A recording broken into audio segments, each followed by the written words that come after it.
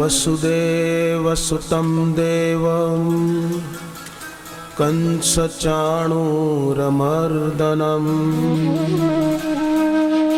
देवकी परमानन्दं कृष्णं वन्दे जगद्गुरुम्।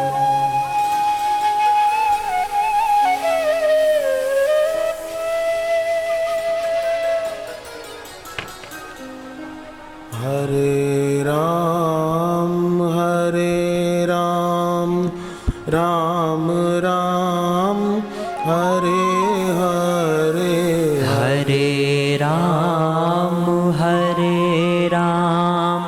राम राम हरे हरे। हरे कृष्णा कृष्णा कृष्णा हरे हरे, हरे कृष्णा कृष्णा कृष्णा हरे हरे। हरे राम राम राम हरे हरे, हरे राम राम राम हरे हरे। हरे कृष्णा कृष्णा कृष्णा हरे हरे, हरे कृष्णा कृष्णा कृष्णा हरे हरे। हरे राम राम हरे हरे, हरे राम राम हरे हरे। हरे कृष्णा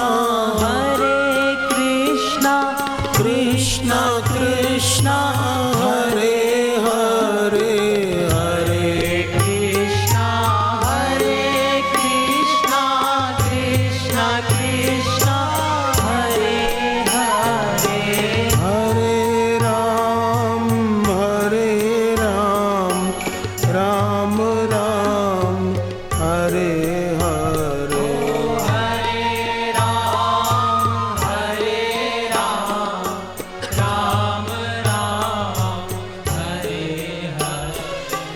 अब प्रभु कृपा करऊ एहि भांति, अब प्रभु कृपा करहु एहि भांति।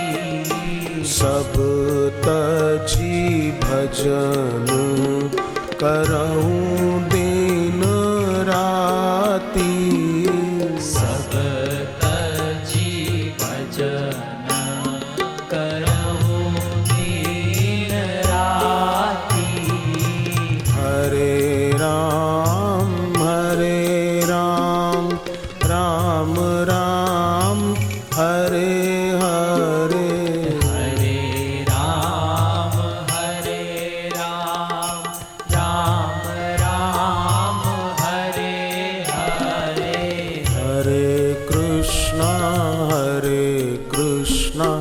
कृष्णा कृष्णा हरे हरे, हरे कृष्णा कृष्णा कृष्णा हरे हरे। हरे राम राम हरे हरे, हरे राम राम हरे हरे। हरे कृष्णा कृष्णा कृष्णा हरे हरे, हरे कृष्णा कृष्णा कृष्णा हरे हरे।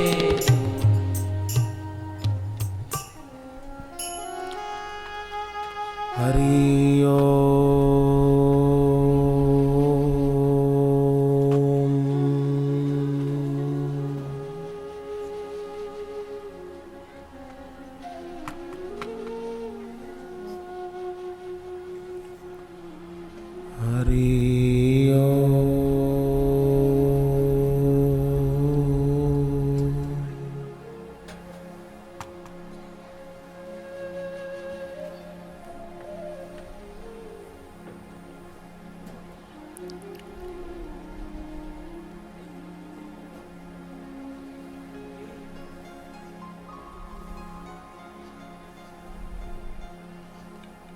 हरि ओम।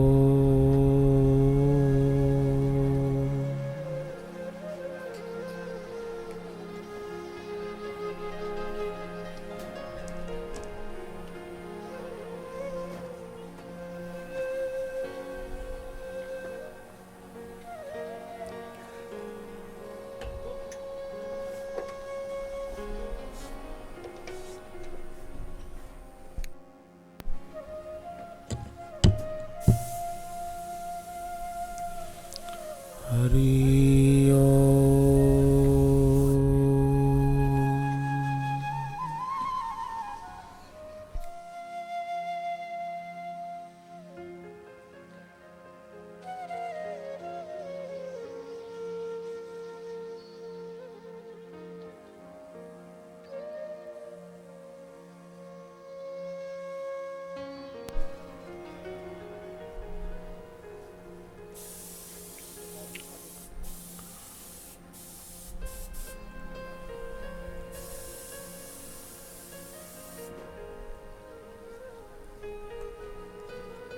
संसार में प्रत्येक व्यक्ति सुख चाहता है, दुख कोई भी नहीं चाहता है।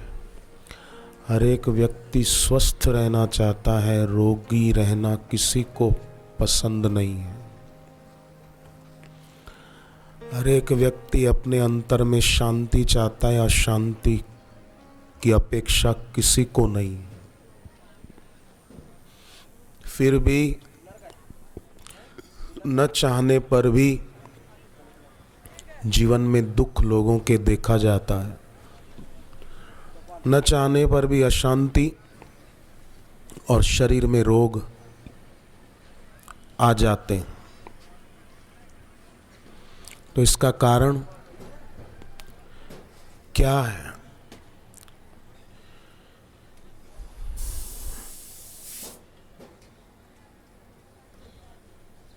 सिक्के का एक पहलू कोई चाहे तो दूसरा उसके पास न चाहने पर भी रहेगा।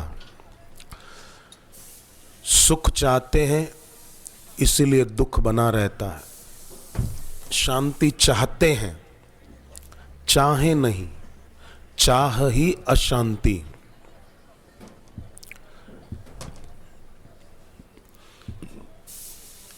इसलिए भगवान ने कहा विहाय कामान्य सर्वान पुमांश्चरति निस्पृह निर्ममो निरहंकार स शांति मधिगच्छति। भगवान ने नहीं कहा कि तुम शांति चाहो। भगवान ने कहा कि जो वस्तु मिली हुई नहीं है उसको पाने की इच्छा छोड़ो, और जो मिली हुई है उसमें से मेरापन छोड़ो। वस्तु छोड़ने को गीता में कहीं नहीं लिखा, घर छोड़ने का भी गीता में वर्णन नहीं है, पति या पत्नी को छोड़ देने का वर्णन गीता में भागवत में नहीं है, परंतु मेरापन छोड़ने का वर्णन जरूर है। तो सत्संग में ये शक्ति है, क्योंकि सत्संग में भगवान के विषय में सुनने से, गाने से, कीर्तन में गाते हैं ईश्वर का नाम, और सत्संग के समय सुनते हैं ईश्वर के विषय में, तो उससे हृदय में पवित्रता आती है और पवित्रता से प्रसन्नता बढ़ती है। जितना व्यक्ति अंदर में पवित्र, उतना व्यक्ति प्रसन्न ज्यादा, और जितना व्यक्ति अंदर से अपवित्र या यो कहो कि भावों की अशुद्धि, उतना व्यक्ति अप्रसन्न, खिन्न या बेचैन ज्यादा।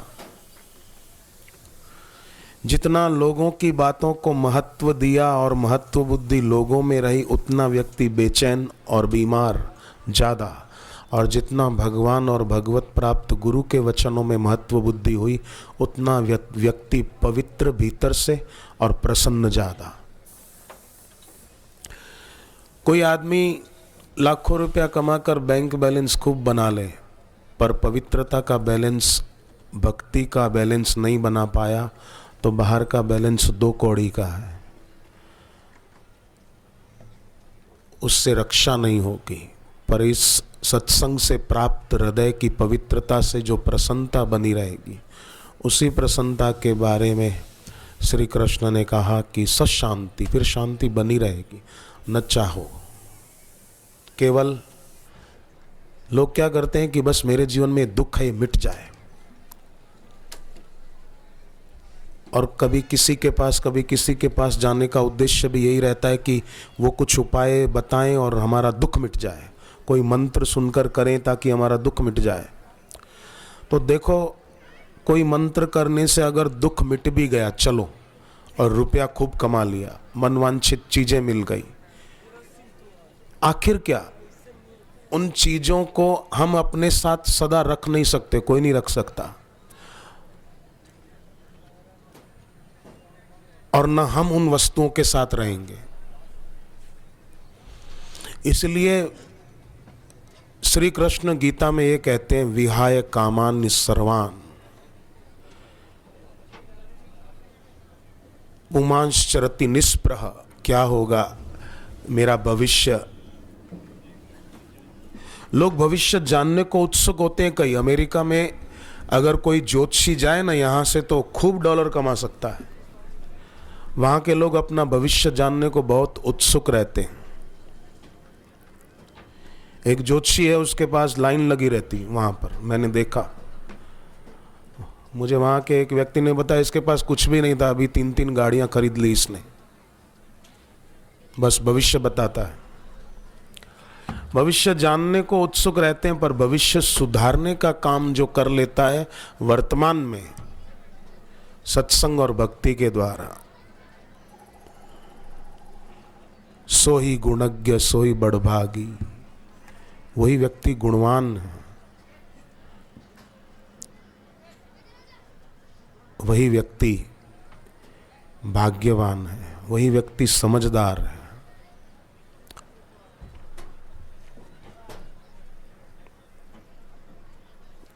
एक आदमी किसी के यहाँ गया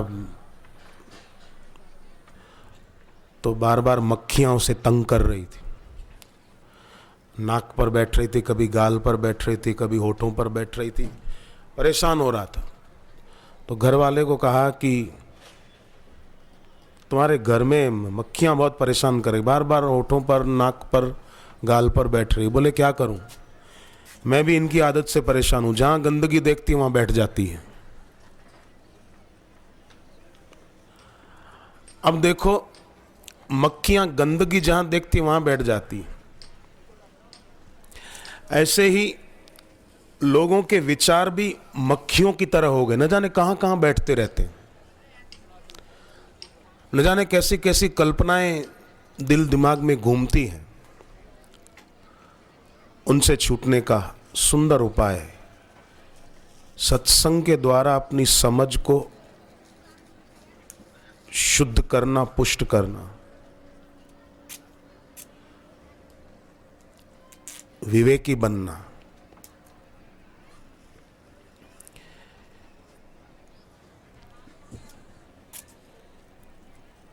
और ऐसा परम विवेकी बनने के लिए पुराणोक्त पुरुष सूक्त, एक तो यजुर्वेद में पुरुष सूक्त आता है, एक पुराणों में पुरुष सूक्त आता है, भगवान की सुंदर स्तुति है। अगर केवल उसके अर्थ को व्यक्ति विचारे तो उसे बहुत शांति मिल सकती है, न चाहे तो भी। ऐसा वो पुरुष सूक्त है।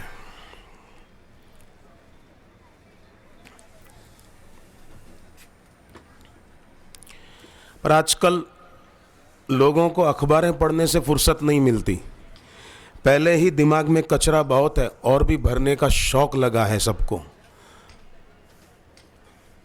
अब देखना,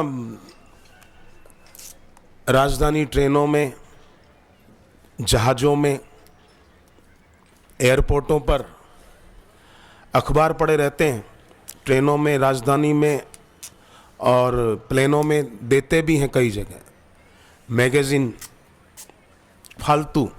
जगत की सत्यता दिल दिमाग में पक्की बनी रहे ऐसा वातावरण सब तरफ है, पर भगवान की सत्यता का अनुभव हो ऐसा वातावरण सदगुरु के दरबार में प्राप्त होता है। इसलिए वे धन्य हैं जो सत्संग की जगह पर जा पाएं, फिर भले विद्यार्थी हों, शिक्षक शिक्षिकाएं हों या सत्संगी साधक हों, जिनका सत्संग में जाने का नियम है। सदा सेव्या श्रीमद्भागवती कथा यस्या श्रवण मात्रेण हरिश्चित्तम समाश्रयेत। तो पुराणों में पुरुष सूक्त के 24 श्लोक हैं। ये 24 श्लोक मानो भगवान के 24 अवतार हैं। इनमें कुछ श्लोकों में भगवान की स्तुति की गई है और कुछ श्लोकों में उस स्तुति के गाने का महात्म्य बताया कि इसके पाठ से, इस स्तुति से क्या क्या लाभ होते हैं। और ये लाभ भी इसलिए बताया गया कि इसमें व्यक्ति की रुचि हो, कारण कि आज के जमाने में हर व्यक्ति बस यही चाहता है कि मेरा दुख मिट जाए, दूसरी बात मत करो, मुझे नौकरी अच्छी मिल जाए, मेरी दुकान अच्छी चले, मेरे बेटे की शादी अच्छी जगह हो, बेटी की शादी अच्छी जगह हो। लोगों को यही महत्वपूर्ण लगता है बस, और इसी को जीवन मानते हैं।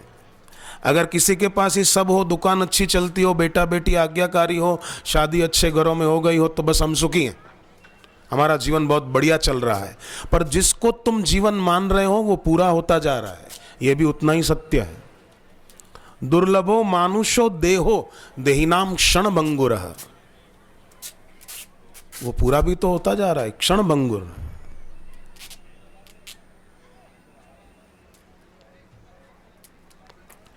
गीता में उन लोगों को चोर कहा, किसको? कि जो लोग देवों के द्वारा मिली हुई इंद्रियों की शक्तियों के द्वारा संसार का भोग तो करते हैं, परोपकार नहीं करते। ये आंख में देखने की शक्ति, कान में सुनने की शक्ति, जीभ में बोलने की शक्ति, ये देवों का वरदान है। नेत्र ज्योति के मालिक देव सूर्य हैं, पर न देखने का देखते रहे और मंदिर में भगवत दर्शन नहीं किया, सत्संग में गुरु का दर्शन नहीं किया, तो गीता में उन लोगों को चोर कहा है। 3 अध्याय में भगवान कृष्ण कहते हैं, इष्टान भोगान ही वो देवा दास्यन्ते यज्ञ भाविता तैदैर्ता न प्रदायेभ्यो यो भुंगते स्तन एवच। चोर हैं, चोर। जैसे यम नियम के प्रकारों में बताया ना, अहिंसा, सत्य, अस्तेय, मन चोरी न करना। पर देवों की दी हुई शक्ति, उसके द्वारा परोपकार न करके उनका उपभोग किया, तो गीता में उसको चोर कहा। चोर है, भले माने नहीं, बाहर से बड़ा सेठ दिखे, बड़ा आदमी दिखे, बड़ा नेता दिखे, पर चालबाजी और जालसाजी में ही अपनी बुद्धि लगाता है। न खाने का खाने में, न पीने का पीने में ही अपनी इंद्रियों की ऊर्जा बिगाड़ रहा है, तो गीता उसको चोर कहती है। इसलिए विवेकी वो है जो इन देवों की मिली हुई ऊर्जा को कम से कम अपनी भलाई तो करे उसके द्वारा। कानों से सत्संग तो सुने, गीत सुनते हैं, विज्ञान के द्वारा प्रगति हुई है,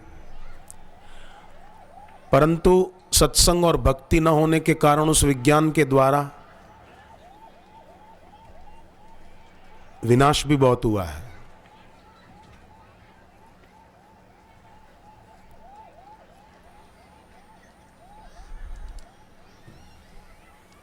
वो आपसे छुपा नहीं है। 26 जनवरी को गणतंत्र दिवस के रूप में मनाते हैं, पर गणतंत्र दिवस तो तब सार्थक हो जब गुणतंत्र हो जाए, व्यक्ति गुणों की खान हो जाए।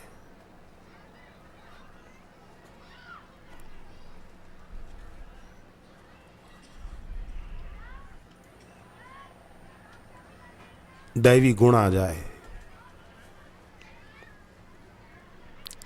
कि देवों के द्वारा मिली हुई शक्ति को, ईश्वर के द्वारा मिली हुई ऊर्जा को हम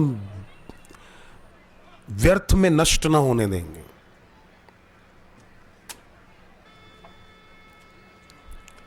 हम विद्यार्थी हैं तो प्रतिभावान विद्यार्थी बनेंगे, ओजस्वी विद्यार्थी बनेंगे, तेजस्वी विद्यार्थी बनेंगे। आज विद्यार्थी कई आपस में मिलते हैं तो कितना शोर करते हैं। उन बेचारों को पता नहीं कि जोर से बेकार के शब्द बोलने से कितनी ऊर्जा नष्ट होती है और परिणाम याद शक्ति कमजोर। पर जो विद्यार्थी मौन रखे, बात करनी हो तो टेलीग्राफिक बोले, बाकी शांत रहे, तो उसकी याद शक्ति बढ़िया रहती है। आज का जमाना चारों तरफ देखो, शहरों में टावर लगे हुए हैं जगह जगह मोबाइलों के, और टावर इतना याद शक्ति को मार देते हैं कि भगवान ही रक्षक है उन बच्चों का जिनके घरों के आसपास टावर लगे हुए हैं मोबाइलों के। इसलिए सावधान। वैसे ही इन मोबाइलों के टावरों ने कम सत्यानाश नहीं किया बच्चों की याद शक्ति का, और फिर और जोर जोर से बोलकर, बेकार के शब्द बोलकर हम अपनी शक्ति और नष्ट करें। मैं तो कहूँ समझदार लोगों को, कहलाने वाले बड़े लोगों को ये मोबाइलों की कंपनियों से बात करके ये टावर शहर से दूर करने के लिए भी कुछ कदम उठाने चाहिए, नहीं तो बहुत नुकसान होता है। भले अभी पता ना चले। हमारे एक परिचित भाई थे, तो उनको किसी ने कहा कि भाई अमुक जमीन लेने जैसी है, मिल रही है, खरीद ले, वहाँ मकान बनाना है। तो उसने कहा कि वो जमीन अगर मुझे मुफ्त में मिले तो भी मैं नहीं खरीदूंगा। क्यों? बोले वो सामने ही देख टावर लगा हुआ है, यमदूत मोबाइल का। मृत्यु के दूत इतने खतरनाक नहीं जितने ये मोबाइलों के टावर खतरनाक, इतना नुकसान करते हैं। पर आज किसी को पड़ी नहीं, अपना क्या लगा दिया किसी ने। बोले मेरे को तो किराया मिलेगा महीने का 30-40 हजार रुपया उस कंपनी के द्वारा, भले आसपास के बच्चों की याद शक्ति मरे तो मरे, मेरा क्या जाता है। स्वार्थ, बस मेरा काम हो जाए। शिक्षक ने पूछा क्लास में बच्चों को, बच्चों बताओ फिश पानी में क्यों रहती है? तो एक लड़का बोला सर धरती पर सेल्फिश लोग बहुत रहते हैं इसलिए फिश पानी में ही रहती है। उसको लगा कि अपना गुजारा नहीं होगा धरती पर, और टावर लगा दिए। क्यों? कि मैंने को 40 हजार रुपया मिल जाएगा, कोई ज्यादा भी देते हो। परोपकार, दूसरों की भलाई किसमें है, दूसरों की उन्नति किसमें है?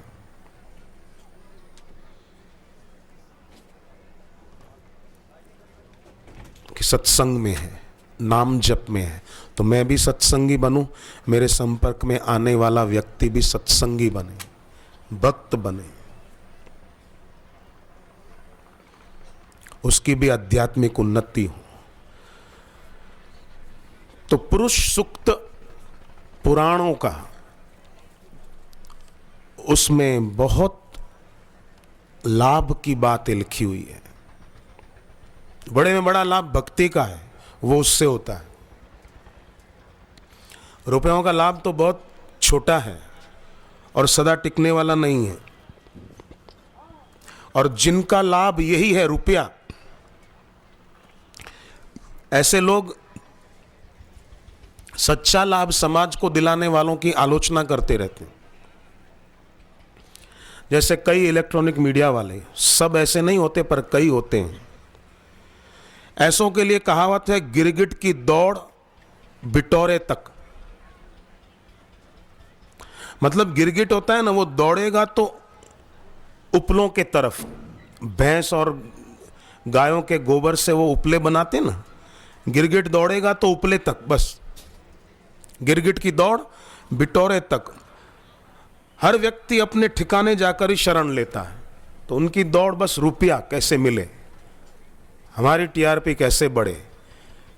फिर भले कुछ भी दिखाने को तैयार हो जाएंगे, कुछ भी बोलने को, कोई भी कहानी बनाकर उसकी बात कुछ हो पर प्रस्तुति कुछ हो, उससे बोले हमको फायदा होगा।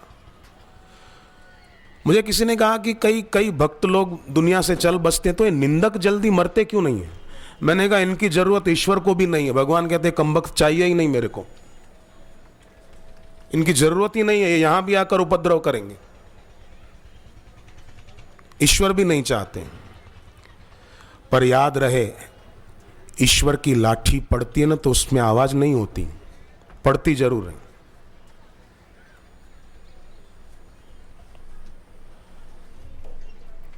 ईश्वर की दी हुई वस्तु को, ये शरीर ईश्वर ने दिया है। कब हुक करी करुणा नर देहि देत ईश बिन हेतु सनेहि, ईश्वर ने दिया है।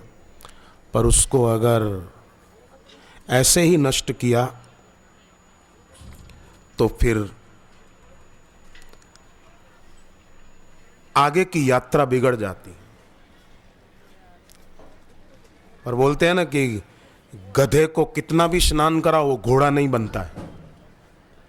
ऐसे ही आलोचक को कितनी ही अच्छी बात समझाओ, पर जैसे गधा नहलाने से घोड़ा नहीं बनता, ऐसे आलोचक निंदा करने वाला वो कभी सुधर नहीं सकता।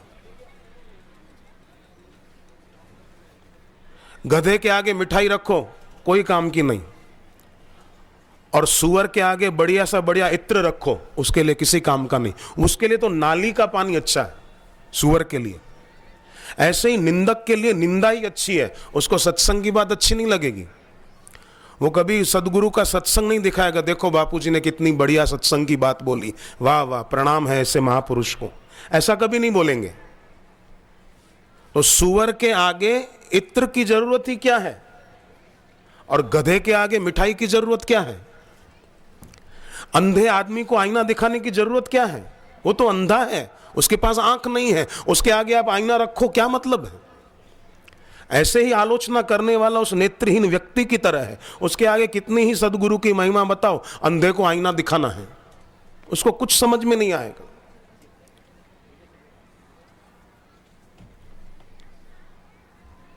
विवेक नहीं है।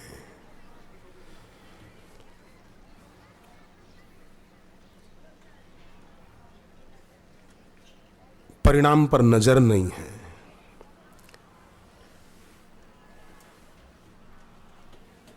समझते हैं कि बस हम जो बोलते हैं वही ठीक है, पर विवेकी लोग समझते हैं कि सच्चाई क्या है।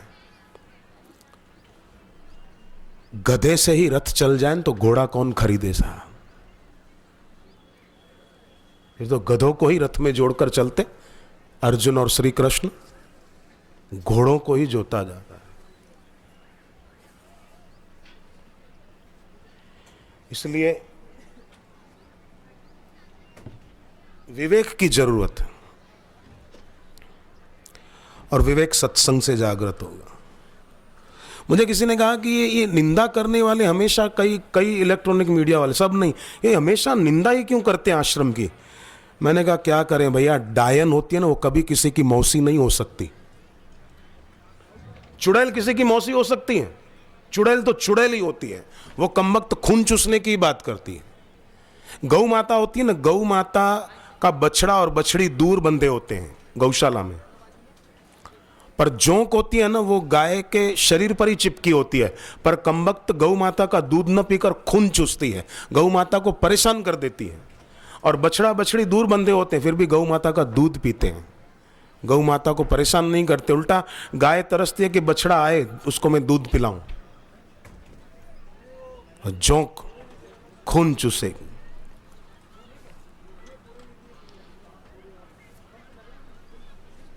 नासमझी बड़ी गहरी होती है।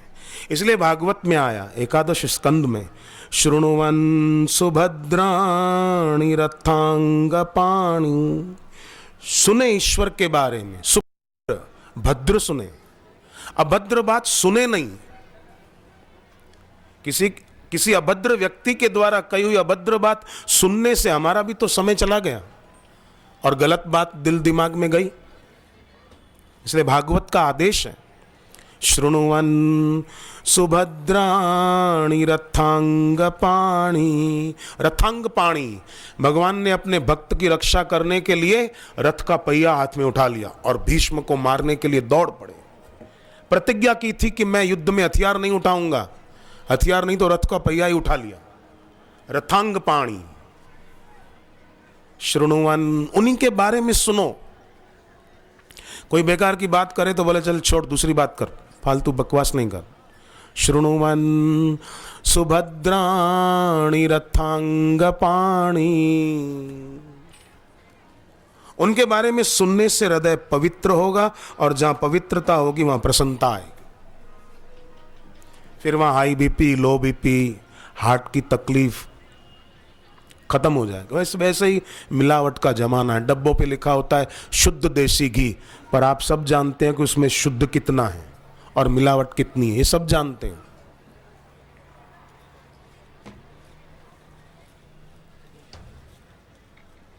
शुद्ध देसी घी, और इस मिलावट के जमाने में फिर कोलेस्ट्रॉल बढ़े, मिलावटी घी खाओ। हार्ट की तकलीफ क्यों बढ़ रही है हमारे देश में? हार्ट के पेशेंट कितने हो गए? पहले कहाँ थे? आज से 30 साल पहले इतने हार्ट के पेशेंट नहीं थे जितने आज हैं। आज से 30 साल पहले इतने किडनी के मरीज नहीं थे जितने आज हैं। आज से 30-35 साल पहले इतना डायबिटीज सुनने में नहीं आता था जितना आज सुनने में आता है कि इसको डायबिटीज है, अमुक को डायबिटीज है, अमुक को ये तकलीफ है। 30 साल पहले से अब अस्पतालें बड़ी हैं, डॉक्टर बड़े हैं, पर बीमारियां भी बड़ी हैं। ऐसा नहीं कि इन बीते हुए 30 वर्षों में अब बीमारियां कम हो गई, ऐसा नहीं है। न जाने कौन सी नई नई बीमारियां पनप रही।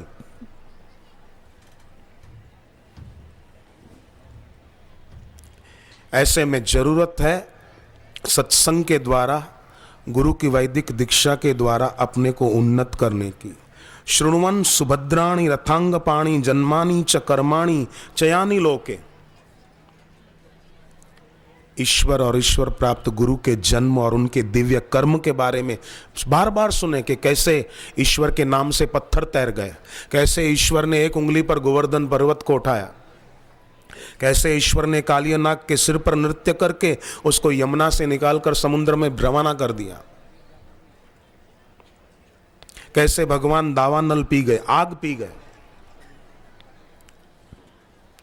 कैसे भगवान अजगर के मुंह में प्रवेश करके अंदर गोप बालकों को बचा कर ले आए, कैसे श्री कृष्ण अपने गुरु के पुत्रों को यमलोक से लेकर आ गए गुरु के पास।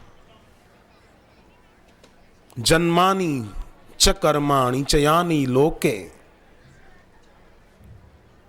तो ऐसी बातें सुनने से, विचारने से, जैसे किसी देवी को गर्भ अपने आप गिर जाता है। एक बहन को ऐसा होता था, उसके पति ने मुझे कहा कि मेरी पत्नी को ये तकलीफ है, 2 बार ऐसा हुआ, बच्चा रहा और अपने आप गिर गया, गर्भपात हो गया, क्या करें? मैंने कहा कुछ न करें, गुरु मंत्र जप करें और आपकी पत्नी को कहना ऐसा ध्यान करें कि जैसे अभिमन्यु की पत्नी उत्तरा, पांडवों में अर्जुन, अर्जुन की बहू उत्तरा, उत्तरा के गर्भ में बालक था, उसको मारने के लिए अश्वत्थामा ने ब्रह्मास्त्र चलाया और उत्तरा ने भगवान का नाम जप किया और प्रार्थना की कि मेरे गर्भ में जो बच्चा है वो आपका भक्त है, उसकी रक्षा करना। तो भगवान ने उत्तरा के गर्भस्थ बच्चे की रक्षा की। ऐसे ही भगवान मेरे गर्भस्थ बालक की भी रक्षा कर रहे हैं। उस बहन ने वैसा ही किया। 2 साल के बाद उसके पति मिले और बोले बहुत सुंदर बालक का जन्म हुआ। मेरी पत्नी जब गर्भवती हुई तो यही ध्यान और जप करती थी, गुरु मंत्र का जप और इस कथा का स्मरण करती थी कि कैसे श्री कृष्ण ने एक गर्भस्थ बच्चे को बचाया। वही बालक परीक्षित राजा के नाम से प्रसिद्ध हुआ। जन्मानि कर्माणि च यानि लोके। उन्हीं के जन्म कर्म के बारे में बार बार सुने, विचारें। गीतानी, उन्हीं का गान करें। गाएं तो फिल्म के गीत नहीं, भक्ति के गीत, भक्ति बढ़े ऐसे कीर्तन करें, ऐसा ही कोई भजन गाएं भक्ति भाव को बढ़ाने वाला। अब फिल्म के गीत तो कब किसी कलाकार ने, गायक ने गाए, एक्टरों ने एक्टिंग कर ली, उन्होंने तो रोकड़ी कर ली, पर लोग मोबाइल से या किसी मेमोरी कार्ड आदि से सुनकर अपना समय उसमें गंवा रहे हैं। इससे तो हरि हरि करते, राम राम करते, ओम नमो भगवते वासुदेवाय जप कीर्तन करते तो कितना अच्छा रहता।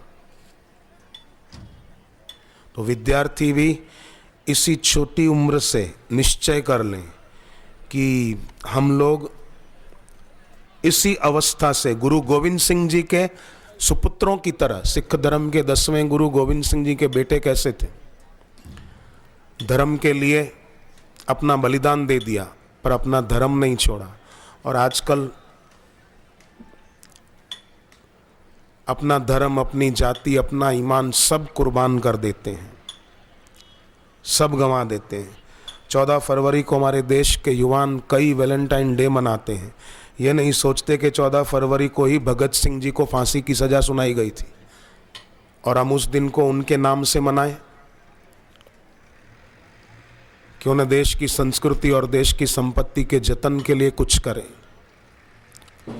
हमारे देश में जिन्होंने, मुझे लखनऊ में एक 11वीं कक्षा का लड़का विद्यार्थी मिला, वो कहने लगा कि महाराज के दिल्ली में कन्या के साथ जुल्म हुआ, वो तो बड़ा गलत हुआ और निंदनीय कृत्य उन दुष्टों ने किया, उनको सजा मिलनी चाहिए, परंतु बोले उनके लिए किसी ने एक कैंडल नहीं जलाया जो पिछले दिनों पाकिस्तानी फौजियों के द्वारा हमारे देश के फौजी 2 मार डाले गए, उनके लिए किसी ने क्यों कुछ प्रदर्शन वगैरह नहीं किया। मुझे उस लड़के ने कहा और मुझे उसकी बात लगी।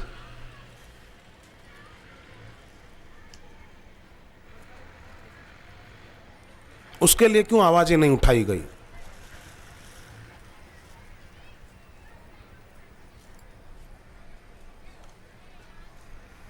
भारत देश सचमुच एक विलक्षण देश है। इस भारत देश में भारतीय वैदिक परंपरा को नष्ट करने के लिए कई लोगों के द्वारा दुष्प्रयास किए जा रहे हैं, परंतु हर व्यक्ति का ये दायित्व है कि वो अपने कर्तव्य से मुंह न मोड़े। केवल रुपया कमाया, खाया पिया, सो गए नहीं, अपने लिए भी और अपनी वैदिक संस्कृति सभ्यता के लिए भी कुछ करे, अपनी भी उन्नति करे, सामने वाले की भी उन्नति हो। ऐसा उसको सत्संग का कोई मार्गदर्शन मिल जाए, कोई सत्संग की पुस्तक मिल जाए, ताकि उसका भी जीवन संवर जाए। एक लड़के को दिव्य प्रेरणा पुस्तक मिली तो कंधे पर कपड़े रखकर, कुछ चीजें रखकर बेचने वाला लड़का 5 दुकानों का मालिक बन गया। दूसरे एक लड़के को किसी भाई ने प्रेरणा दी, उसने दीक्षा ली, तो वो लड़का 2400 रुपया महीने की नौकरी करता था, आज 5 दुकानों का मालिक बन गया।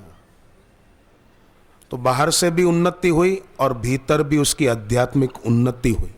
ये कलयुग है। भागवत में आया है, कृतादिषु प्रजा राजन कलौ विच्छन्ति संभवम कलौ खलु भविष्यन्ति नारायण परायण। मतलब सतयुग, त्रेता और द्वापर में जो श्रेष्ठ पुरुष हुए वे भी कलयुग में जन्म लेने की इच्छा करते हैं, क्योंकि कलयुग में भगवत परायण होकर कीर्तन और जप के द्वारा व्यक्ति चारों पुरुषार्थों की सिद्धि जल्दी कर सकता है। ये भागवत के 11वें स्कंद में बात आती। कृतादिषु प्रजा राजन, मतलब कृतयुग, सतयुग, त्रेतायुग और द्वापर युग में जो हुए वो भी सोचते हैं कि हमको कलयुग में जन्म मिले। कलयुग श्रेष्ठ युग है। लोग बोलते हैं बड़ा जमाना खराब आ गया है, पर तुलसीदास जी कहते हैं कलयुग समयुग आन नहीं, जो नर करे विश्वास, गाई राम गुण गण विमल, भवतर भी नहीं प्रयास। बिना प्रयास के व्यक्ति जप के द्वारा तर सकता है। तो पुरुष सूक्त पुराणों में बताया, बड़ा सुंदर है, प्रेरणादायी है। ओम ह्रीं जितं ते पुंडरीकाक्षं नमस्ते विश्वभावन, नमस्ते स्तु ऋषिकेश महापुरुष पूर्वजः। कितना सुंदर पहला श्लोक पुरुष सूक्त का। सबसे पहले ह्रीम कहा, ओम ह्रीम। ये ह्रीम जो है ये माया बीज है। लोग बोलते हैं माया आदमी को फंसाती है, पर माया भगवान की आह्लादनी शक्ति है। मैं उस भगवान की आह्लादनी शक्ति को भी प्रणाम करता हूं। इसलिए जिनको बार बार कष्ट बहुत आते हो ना, उनको चाहिए कि सूर्य ग्रहण और चंद्र ग्रहण का समय जब आए तो ओम ह्रीं नमः, ओम ह्रीं नमः 10 माला जप करें। और जब भी फिर इससे मंत्र सिद्ध हो जाएगा, फिर जब भी कोई कष्ट पड़े 1 माला जप करो संकल्प पूर्वक, दृढ़ता पूर्वक, ओम ह्रीं नमः, ओम ह्रीं नमः। तो अपने आप उस कष्ट को नष्ट होना ही पड़ेगा, नहीं कैसे होगा। संकल्प कर लिया तो संकल्प बन गए हम। विकल्प को आने ही मत दो। अपनी सफलता के विषय में शंका करें ही नहीं। एक कन्या ने सारस्वत मंत्र की दीक्षा ली। उसने सोचा मुझे सीए की पढ़ाई अच्छी तरह पूरी करनी है। घर वाले कोई उसको डराते थे कि तू क्या सीए बन पाएगी, पर उसने सोचा कि मुझे विफल करने वाली शक्ति कोई है ही नहीं। विद्या की देवी भगवती सरस्वती का मंत्र मेरे साथ है, गुरु और ईश्वर का आशीर्वाद मेरे साथ है। मुझे सफल होने से कोई नहीं रोक सकता। और वो सीए बन के रही और अभी हजारों रुपया कमाती है महीने का।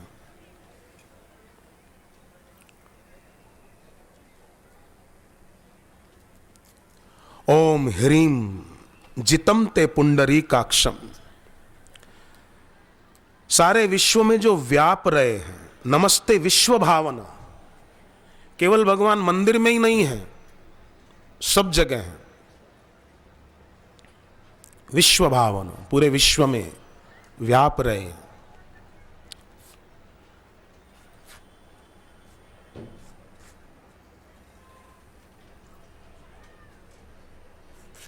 ध्रुव की पुकार पर प्रकट हुए, प्रहलाद की पुकार पर प्रकट हुए, द्रौपदी की पुकार पर लाज बचाई, गजेंद्र की पुकार पर उसकी रक्षा की, मगरमच्छ से छुड़ाया। और भी कई ऐसे प्रसंग हैं।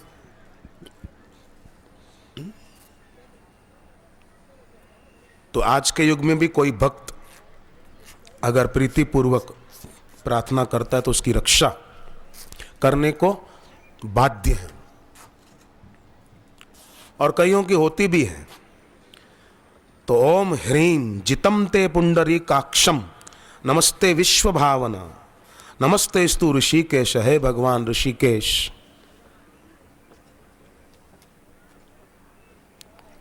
आपको हमारा प्रणाम है। महापुरुष पूर्वज, जो सबके पूर्वज हैं। जैसे बोलते हैं ना हमारे पूर्वज दादा परदादा, पर उनके भी पूर्वज, सबके महापुरुषों के भी पूर्वज ईश्वर हैं। नमस्ते स्तु ऋषिकेश महापुरुष पूर्वज,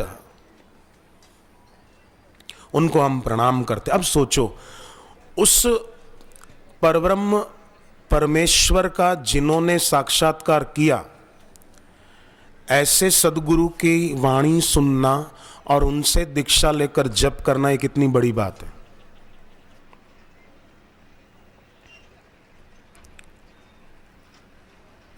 अपना ये लोक और परलोक संवारना है। इसलिए सब मिलकर पुरुष सूक्त का ये पहला श्लोक मिलकर उच्चारण कीजिए। ह्रीं जितम ते पुंडरीकाक्षम, ह्रीं जितम ते नमस्ते विश्व भावना, नमस्ते विश्व भावना, नमस्ते विश्व भावना, नमस्ते विश्व भावना, नमस्ते स्तु ऋषिकेश, नमस्ते स्तु ऋषिकेशः, महापुरुष पूर्वज। महापुरुष पूर्वजः। सबके पूर्वज वही ईश्वर हैं, उनको मेरा प्रणाम। और उसका नाम जिन गुरुदेव ने दीक्षा में दिया उन गुरुदेव को प्रणाम है। उनके बारे में जिन गुरुदेव ने ज्ञान दिया, जिस ज्ञान से हम पवित्र होते,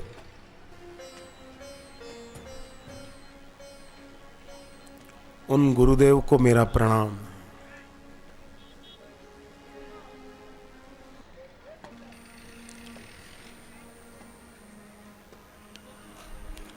बार बार वंदन करूं, बार बार वंदन करूं। वंदन भी भक्ति है। और कुछ न कर सकें, दिन में 3 बार 5 बार अपने आराध्य को याद करके बस उनके चरणों में प्रणाम कर दे, हम आपकी शरण में हैं। ये भी भक्ति।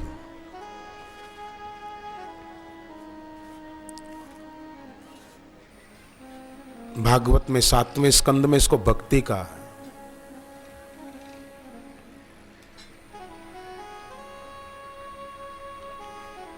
कि हे हरि, हे नाथ, हे प्रभु, हे गुरुदेव, मैं और कुछ नहीं कर सकता, पर आपके चरणों में वंदन तो कर सकता हूं।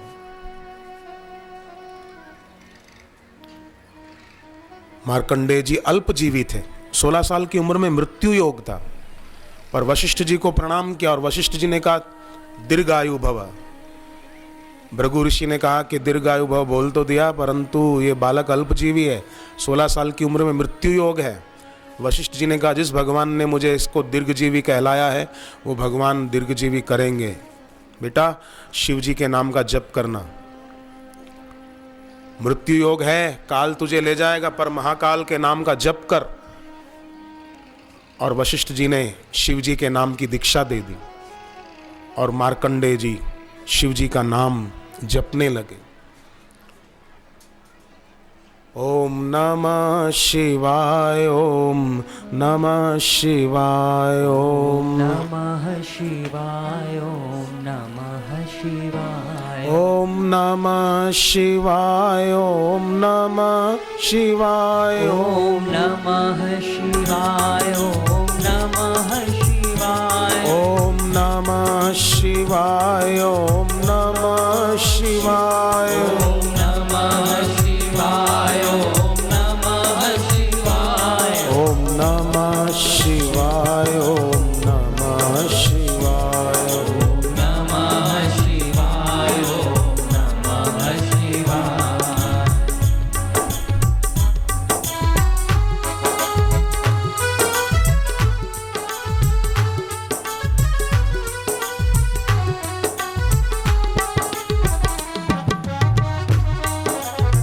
शिवाय, ओम नमः शिवाय, ओम नमः शिवाय, ओम नमः शिवाय, ओम नमः शिवाय, ओम नमः शिवाय, ओम नमः शिवाय, ओम नमः शिवाय, ओम नमः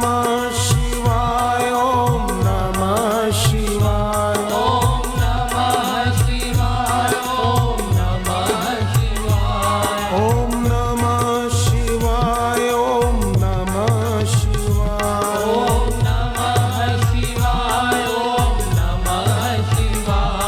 ओम नमः शिवाय, ओम नमः शिवाय।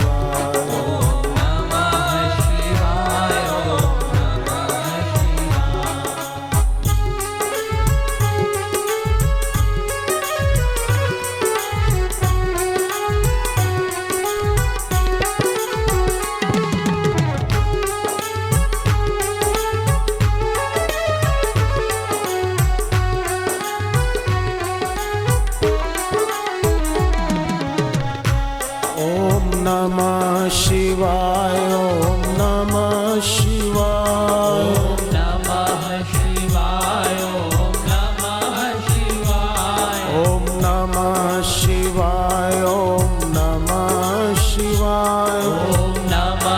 शिवाय, ओम नमः शिवाय, ओम नमः शिवाय, ओम नमः शिवाय, ओम नमः शिवाय, ओम नमः शिवाय, ओम नमः शिवाय,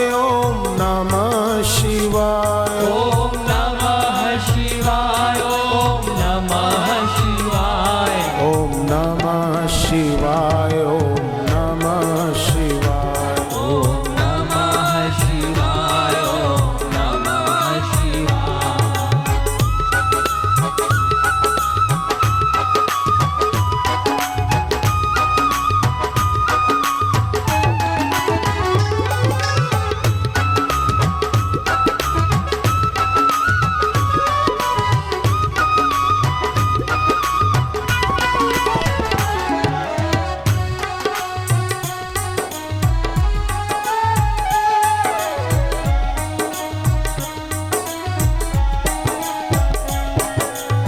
आशुतोष तुम अवढर दानी, आरती हरहु दीन जन जानी। जो शिव है वो गुरु हैं, जो गुरु हैं वो शिव है। ये क्यों कहा? इसलिए कहा कि भगवान शिव जी जल्दी राजी होने वाले देव हैं। ऐसे ही सदगुरु भी बहुत जल्दी राजी होने वाले देव हैं।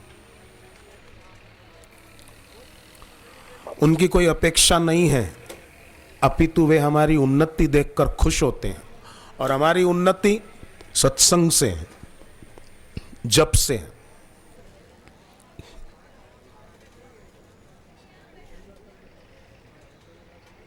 मुझे किसी ने कहा कि मेरी जप में रुचि कम हो गई है, मैं क्या करूं?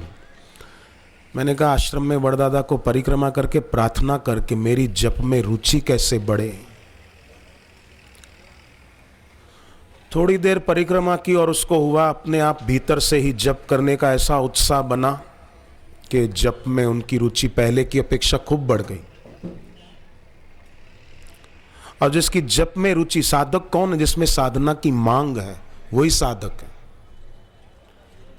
शिकायती चित्त कभी आध्यात्मिकता में ऊंचा हो ही नहीं सकता, कभी नहीं हो सकता। अहोभाव जहां है वहां आध्यात्मिकता है। अहोभाव बुनियाद है आध्यात्मिकता की। इमारत ऊंची मजबूत बनानी हो तो अहोभाव उसकी नींव है।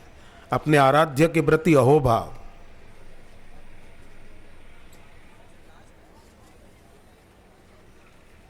शिकायतें नहीं। तेरे फूलों से भी प्यार, तेरे कांटों से भी प्यार। तो पुरुष सूक्त में दूसरा श्लोक आता है उनकी स्तुति का।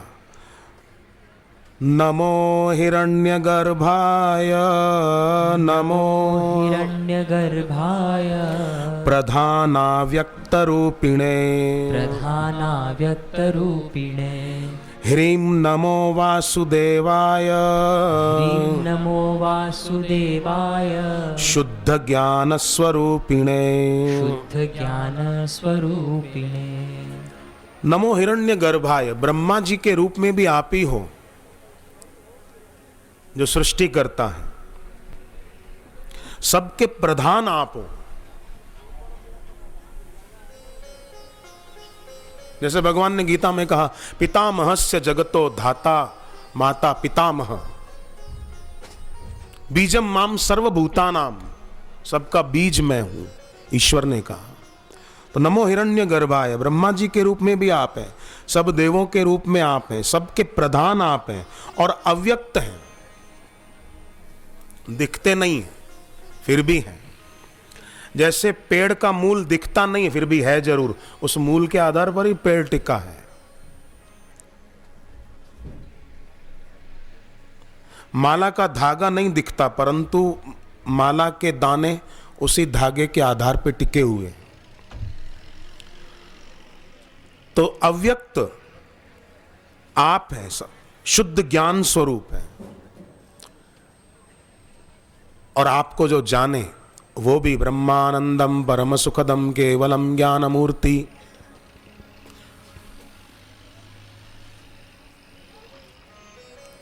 ऐसे गुरु भी ज्ञान स्वरूप है।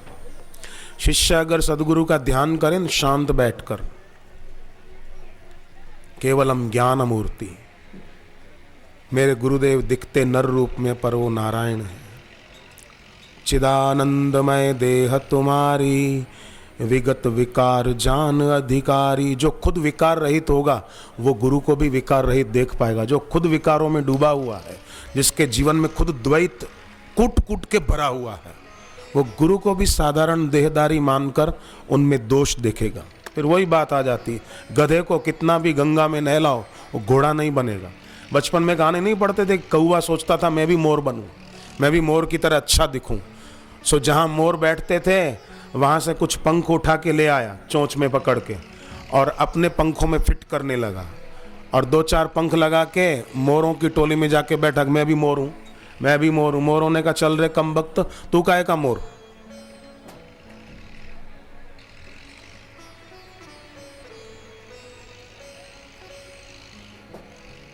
तो ऐसे होते हैं आलोचक। वे न खुद उन्नत होते हैं न दूसरों को उन्नत होने देना चाहते हैं। भस्मासुर जैसे शिवजी को भस्म करना चाहता था, ऐसे ही ऐसे लोग महापुरुषों की प्रतिष्ठा को भस्म करना चाहते हैं। सिंह का जैसे हनुमान जी को गिराकर मारना चाहती थी, ऐसे ही ऐसे दुष्ट लोग महापुरुषों की प्रतिष्ठा को गिराना चाहते हैं। पर जैसे भस्मासुर शिवजी को भस्म नहीं कर पाया, सिंह का हनुमान जी को गिरा नहीं पाई,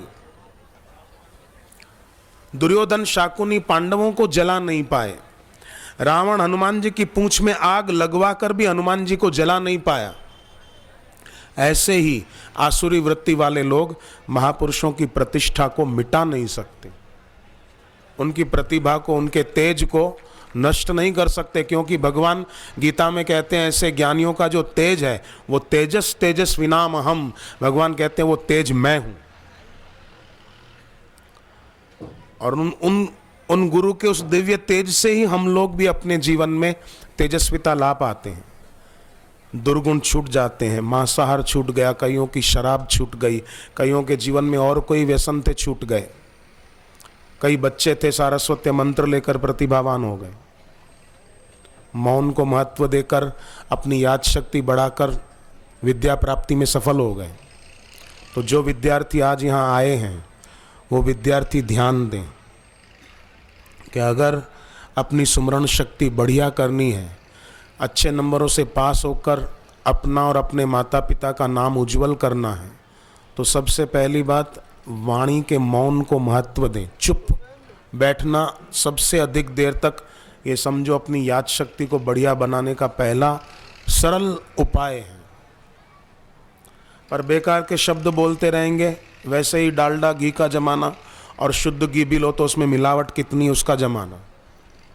दूध थैलियों का, गाय का दूध न मिले और थैलियों का दूध पीने से क्या पुष्टि मिलेगी वो तो आप लोग जानते हैं। तो ऐसे में कम से कम इतना तो करें कि काम की बात करनी हो तो कि बाकी चुप बैठे, अपनी शक्ति तो बचेगी। सत्संग का महत्व न जान पाने के कारण लोग बेचारे उसका लाभ नहीं ले पाते। जैसे गंगा किनारे कई लोग रहते हैं हरिद्वार में और दूसरे शहरों में जहाँ से गंगा गुजरती है, पर वो लोग लाभ नहीं उठा पाते। पर कोई बीकानेर जैसलमेर के तरफ रहता हो और हरिद्वार जाकर गंगा जल की एक बोतल भर के लाया हो हरिद्वार से या गंगोत्री से, तो उसको कदर होती है। बाकी कई गंगा किनारे रहने वाले उसी में हाथ पैर धोते रहते हैं, मैले कपड़े गंगा में धोते रहते हैं, क्योंकि महत्व नहीं जानते। दूर रहता है वो बेचारा, जानता है तो संभाल के रखता है बोतल और रोज पूजा पाठ करके एक चम्मच चरणामृत के रूप में गंगा जल लेता।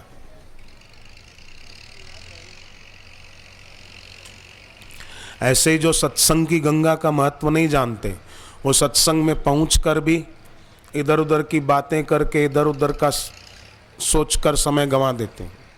पर जो सत्संग का महत्व जानते हैं वो शांत बैठकर परीक्षित राजा की नाई आदर पूर्वक सुनकर उन्नत हो जाते हैं। तो जो विद्यार्थी आज यहाँ आए हैं वे विद्यार्थी भाग्यशाली हैं, तभी सत्संग की जगह पर आने का अवसर मिला है। विद्यार्थियों को यहाँ लाने वाले भी समझदार हैं कि इनको सत्संग का लाभ मिल जाए।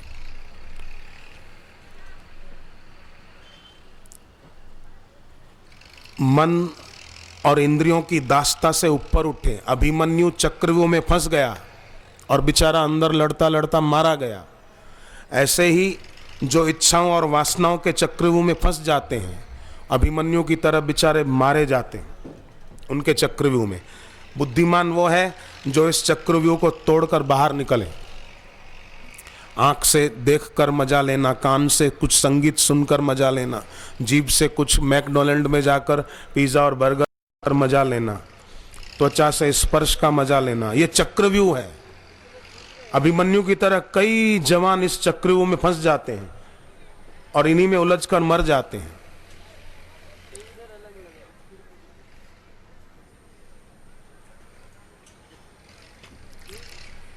इसलिए सावधान।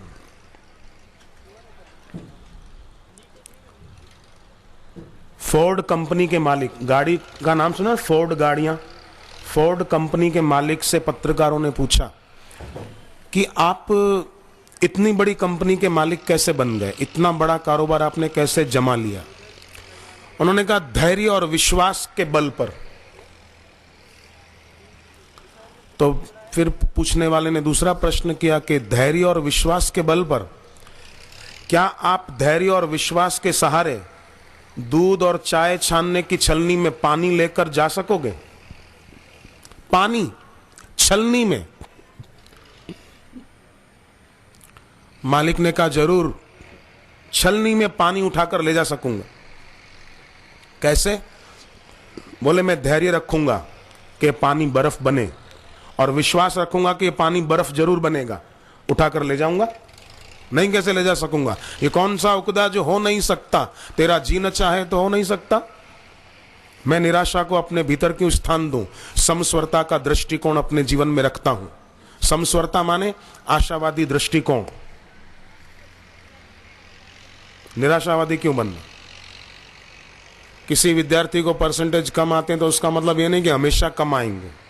वो चाहे तो सारस्वत मंत्र की दीक्षा लेकर जप और प्राणायाम करता हुआ मौन रखकर अपने को उन्नत कर सकता है।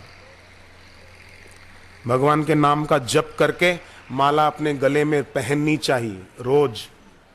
और उस माला को गले में पहनने से कितने सारे फायदे होते हैं आप कल्पना नहीं कर सकते। एक माला ऐसी रखें जरूर, उससे जप करके वो गले में पहन ली जाए जरूर से। फिर चाहे तुलसी की, शुद्ध तुलसी की माला, बाजारों में बाहर तो लकड़ी की माला को बोलते तुलसी की माला है, तुलसी की माला है, लकड़ी की माला। और कंपनी में बन जाते हैं रुद्राक्ष के दाने डुप्लीकेट, बोले रुद्राक्ष की माला है। तो वो न हो बनावटी, असली रुद्राक्ष की या तुलसी की माला हो, उससे जप करके वो अपने गले में जरूर पहन के रखें। अपने चारों तरफ अपने रक्षा का कवच बना के चलें।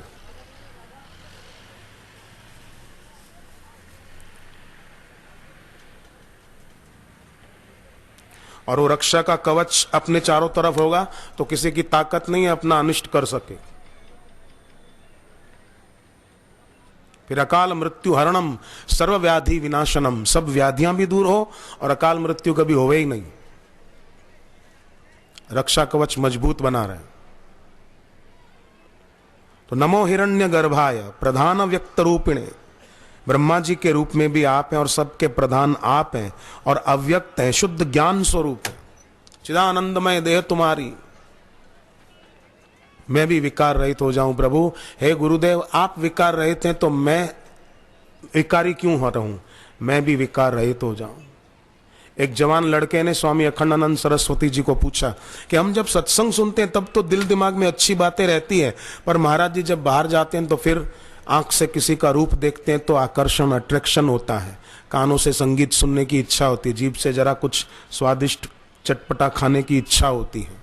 तब क्यों हमारे मन पर संयम नहीं रहता? तब क्यों इंद्रियों पर लगाम नहीं रहती? तब क्यों मन धोखा दे जाता है? इंद्रियां उनके विषयों में भटका देती है।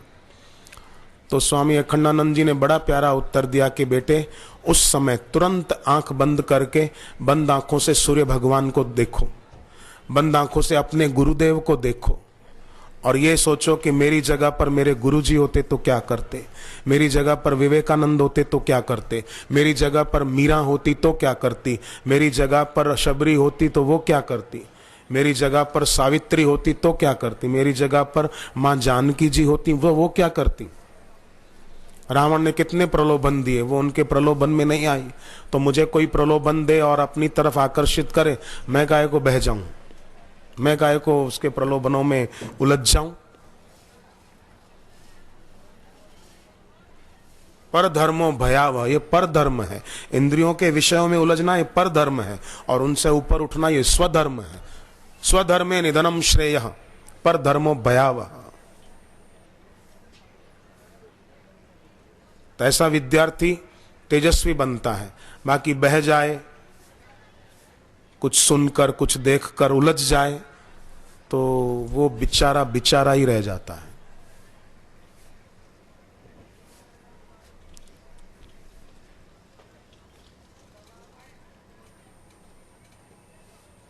सत्संग से ऐसी शक्ति प्राप्त होती है।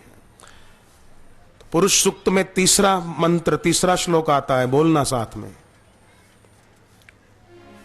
शास्त्रों के ये मंत्र श्लोक उच्चारण करने से अपना मुख पवित्र होता है। कोई बोल न सके तो सुन ही ले, और साथ में बोल सके तो सुनकर जरूर दोहराएं। ये पुराणोक्त पुरुष सूक्त है। देवानां दानवानां च दानवानां सामान्यम् असि दैवतम् सामान्यमसि दैवतम् सर्वदा चरणं द्वन्द्वम् सर्वदा चरणं द्वन्द्वम् व्रजामि शरणं तव। व्रजामि शरणं तव। हे भगवान, आप सब में हैं, देवों में भी है, दैत्यों में भी, अच्छे लोगों में भी हो और बुरे लोगों में भी हो, सबके अंदर आप हो। पर फिर भी मैं बुरों से बचूं और बुराई से बचूं। जैसे शेर में भी भगवान है, सांप में भी भगवान है, बिच्छू में भी भगवान है, पर हम बिच्छू हाथ में लेकर नहीं घूमते। सांप गले में, सांप दिखे तो सांप गले में डालकर नहीं घूमेंगे, बचेंगे। दो लड़के जा रहे थे, बच्चे सुनना, विद्यार्थी सुन रहे हैं सब, ध्यान से सुनना। इधर दो लड़के जा रहे थे, जंगल का रास्ता था, सामने से शेर आया, दोनों डर गए। एक जरा मजबूत दिल वाला था, उसने कहा डर मत, देख मैं क्या करता हूं। उसने दोनों हाथ से मिट्टी उठाई और शेर की आंखों में डाल दी। शेर तो बेचारे को दिखना ही बंद हो गया। तब इसने कहा चल भाग चले। तो वो बोला मैं क्यों भागूं, तू भाग, क्योंकि मिट्टी तूने आंख में डाली है, उसकी आंखें ठीक होगी तेरे को पकड़ेगा, मेरे को थोड़ी पकड़ेगा। तुझे भागना तो भाग। अब शेर की आंख ठीक होगी तो क्या इसको छोड़ देगा कि तूने मिट्टी नहीं डाली, चल तू भाग जा? नहीं, काल किसी को छोड़ता नहीं है। व्यक्ति नादान होकर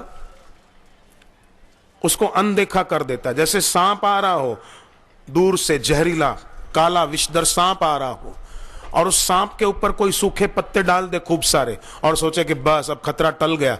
खतरा दिखना बंद हो गया, टला नहीं है, सांप आ रहा है, सुरक्षित जगह पे चला जा।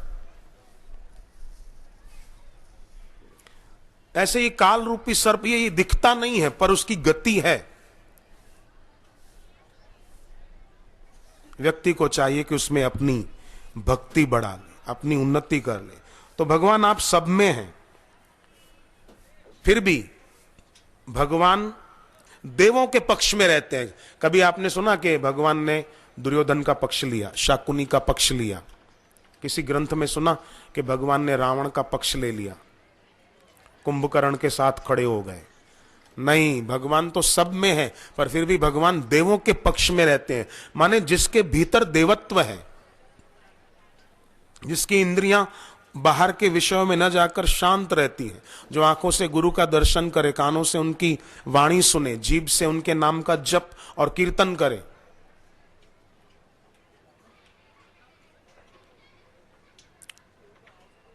भगवान के पक्ष में रहते हैं, जिनमें देवत्व होता है।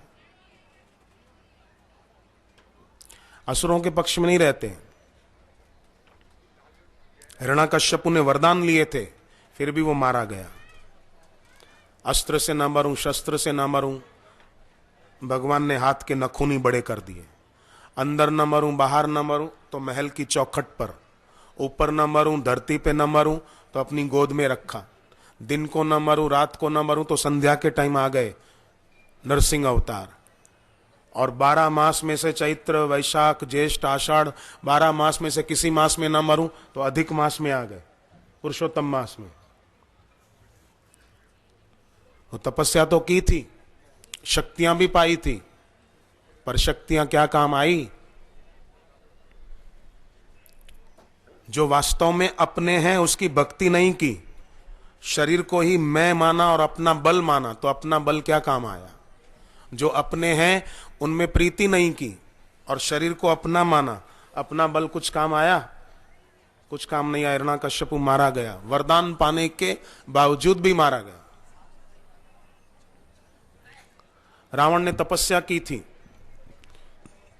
वरदान पाए ब्रह्मा जी के द्वारा, फिर भी मारा गया। जब ऐसी हस्तियां भी ब्रह्मा जी और शिव जी के द्वारा वरदान पाने के बावजूद भी टिक नहीं पाए, तो आजकल के आलोचना करने वाले, निंदा करने वाले, दूसरों पर कीचड़ उछालने वाले, वो क्या अपने को काल के चक्र से बचा पाएंगे? इसलिए विवेकी होने की जरूरत है, और विवेकी आदमी सत्संग से होता है। जैसे विद्यार्थी हैं, नवरात्रि के दिनों में ओम भूर्भुवस्सुवः तत्सवितुर्वरेण्यं भर्गो देवस्य धीमहि धियो यो न प्रचोदयात् गायत्री मंत्र बोलते हुए खीर से आहुति डालें अग्नि में। नवरात्रियों में रोज 9 दिन तक 108 माने एक माला।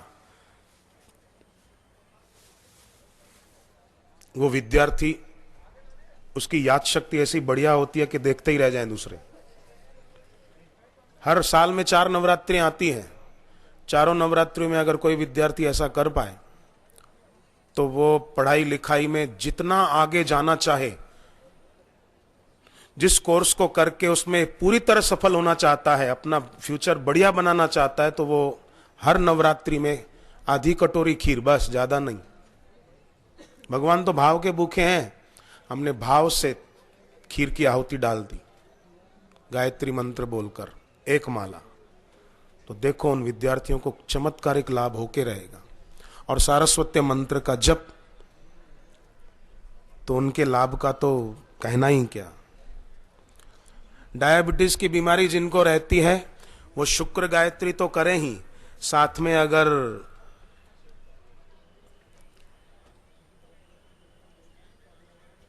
आरोग्य का मंत्र जपे आरोग्य निधि किताब से पढ़कर, तो उसको भी फायदा हो सकता है। दवाओं से नहीं हो, वो इससे हो सकता है। घर पे कोई बहुत बीमार रहता है, अगर भगवान ने दिया हो पैसा, तो सप्तधान का दान करें, उनका हाथ लगवाकर या उनके शरीर पर से घुमाकर वो दान कर दे। पक्षियों को खिला दें तो भी अच्छा है। पक्षी तो आते हैं घर की छतों पर, वो पक्षियों को डाल दिया करें। भगवान ने हमको दिया है तो हम भी थोड़ा देना सीखें। परोपकार अपने द्वारा जितना हो उतना अच्छा है। कहीं गौशाला हो, महीने में एक आध बुधवार को जाकर गायों को हरा चारा अपने हाथ से खिलाकर आ गए, बुधवार को। इस सेवा की सेवा हो जाएगी और इससे अपने जीवन में जो कष्ट आ रहे हैं वो धीरे धीरे सेवा के प्रताप से, भगवत संबंधी पुण्यों के प्रताप से उनका प्रभाव नष्ट हो जाएगा। जैसे पांडवों के जीवन में कष्ट तो आए पर नष्ट भी हो गए, और उनको कष्ट देने वाले भी नष्ट हो गए। तो पुरुष सूक्त कहता है कि भगवान सब में हैं जरूर, फिर भी भगवान देवों के पक्ष में रहते हैं। देवानाम दानवानाम च सामान्यम असि दैवतम। शबरी के पक्ष में रहे ईश्वर। गजेंद्र पुकार रहा था, मगरमच्छ उसको खींच रहा था पानी में, भगवान, गजेंद्र में देवत्व था, भगवान उसके पक्ष में रहे। अब किसी को पकड़ के मारना ये देवत्व थोड़ी है। हाथी थोड़ी मार रहा था, मगरमच्छ खींच रहा था उसको पानी में, मारना चाहता था, हिंसा कर रहा था, तो भगवान ने गजेंद्र का उद्धार किया। देवत्व है, इसलिए ईश्वर को पुकारा ना। जादू टोने वालों को नहीं पुकारा, फलाना तांत्रिक तू रक्षा कर, लाओ कोई ताबीज लाओ, मेरी इस मगरमच्छ से रक्षा हो जाए। हे हरि हे नाथ, भगवान को पुकारा। गजेंद्र मोक्ष कितना प्रसिद्ध है। आज भी कोई गजेंद्र मोक्ष का पाठ करते हैं तो उनकी रक्षा होती है आसुरी तत्वों से, अनिष्टकारी तत्वों से। इसलिए सच्चा सहारा ईश्वर का, ईश्वर के नाम का, वही लें, बाकी सब सहारे दो कौड़ी के हैं। सर्वदा चरणम द्वंदम, हम उनकी शरण में हैं, उनके चरण की शरण में। व्रजामि शरणम तव,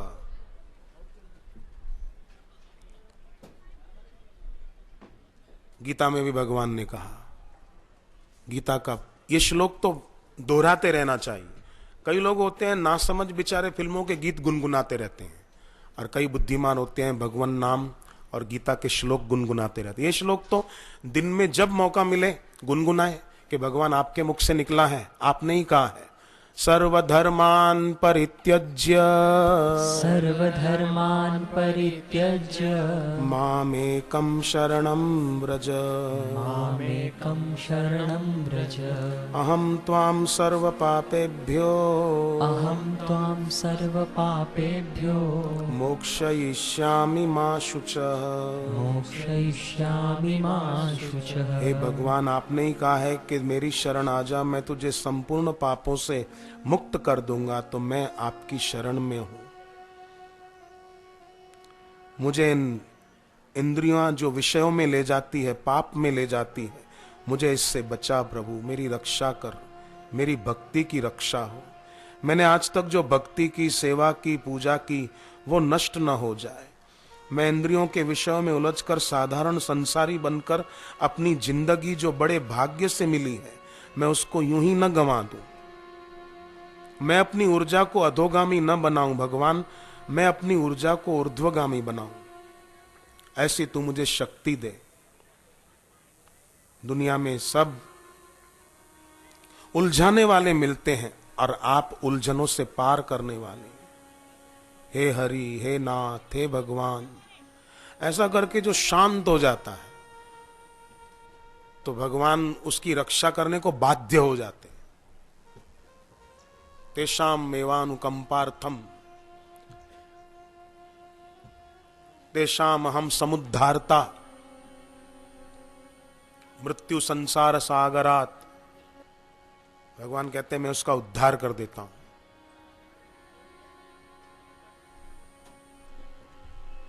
जब भगवान स्वयं वचनबद्ध हैं।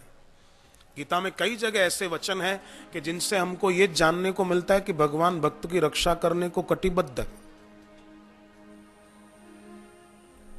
मच्चित्तः सर्वदुर्गाणि, मच्चित्तः सर्वदुर्गाणि मत्प्रसादात् तरिष्यसि, मत्प्रसादात् तरिष्यसि। अथ चित्त्वम् अहङ्कारान्, अथ चित्त्वम् अहङ्कारान् न श्रोषयसि विनङ्क्ष्यसि, न श्रोषयसि विनश्यसि। भगवान कहते हैं अभिमान के वश होकर जो मेरे मत का खंडन करते हैं उनको तो नष्ट हुआ ही जानो।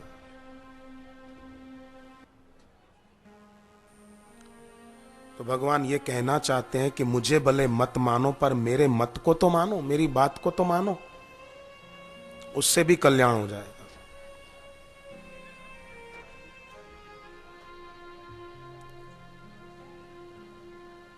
समझो किसी के घर में कोई बेचारा बीमार है, यहां कोई कष्ट नष्ट ही नहीं हो रहा है,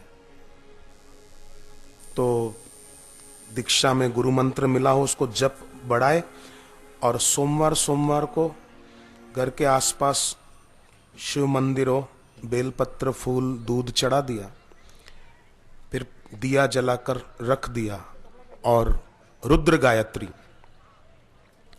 ओम सर्वेश्वराय विद्महे, ओम सर्वेश्वराय विद्महे, ओम सर्वेश्वराय विद्महे, ओम सर्वेश्वराय विद्महे, शूलहस्ताय धीमहि, शूलहस्ताय धीमहि, शूलहस्ताय धीमहि, शूलहस्ताय धीमहि, तन्नो रुद्रः प्रचोदयात्, तन्नो रुद्रः प्रचोदयात्। हे सर्वेश्वर भगवान, आपके हाथ में त्रिशूल है, मेरे जीवन में जो शूल हैं, जो कष्ट हैं, वो आपकी कृपा से ही तो नष्ट होंगे।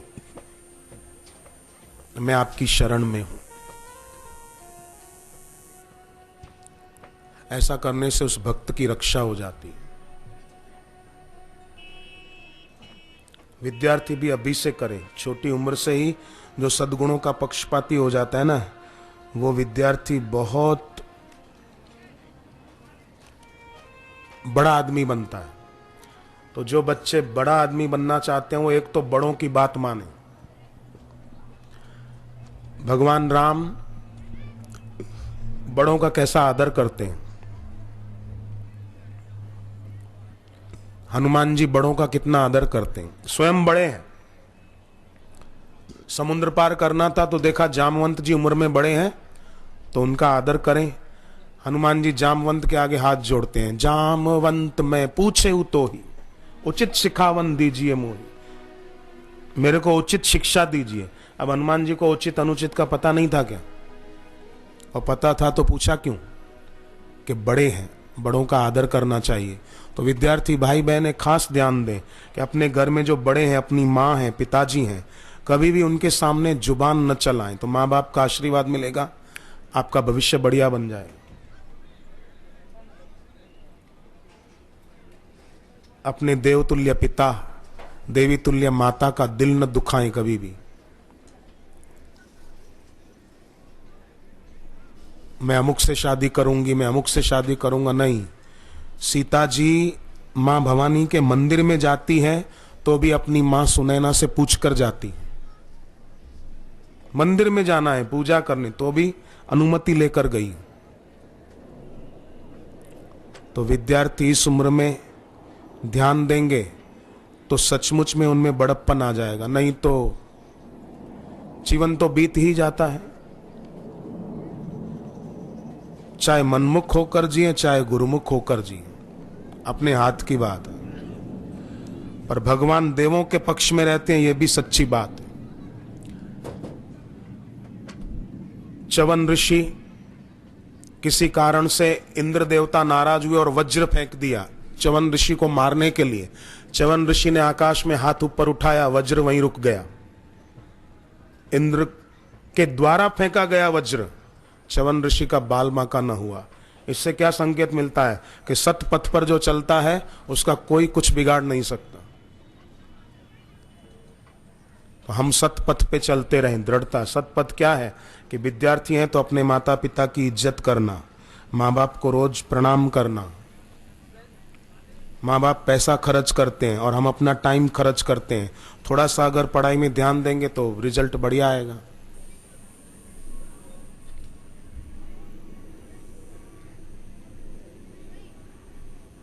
पर कई विद्यार्थी मौन नहीं रख पाते, स्थिर नहीं हो पाते। शिक्षक क्लास में विजिट लेने आए और विद्यार्थी खिड़की से दूसरों की विजिट लेते रहते, कौन आया कौन गया। फिर बेचारों को ट्यूशन की जरूरत पड़ती है। नहीं तो क्यों ट्यूशन की जरूरत पड़े? एकाग्रता पूर्वक पढ़े। एक लड़के ने दीक्षा ली, 11वीं क्लास का विद्यार्थी, जब करता था ट्यूशन पे जाना छोड़ दिया कि मैं मेरे माँ बाप का पैसा बचाऊं, मैं खुद पढ़ूंगा। बाहर बहिर्मुखता में ध्यान न देकर अभी मेरी पढ़ाई के दिन है तो फिल्मों को और सीरियलों को महत्व नहीं दूंगा, पढ़ाई में ध्यान दूंगा। मेरे माँ बाप का पैसा बचे, मैं मेरे माँ बाप पर भार क्यों बनूं? मैं मेरे माँ बाप का भार उतारने वाला बनूं। मेरे माता पिता को मुझ पे गर्व हो, मैं ऐसा बेटा बनूं। मेरी माँ है, मेरे पिता हैं, मुझे उन्होंने जन्म दिया, पाल पोस के बड़ा किया, तो मैं मेरे माँ बाप का दिल क्यों दुखाऊं?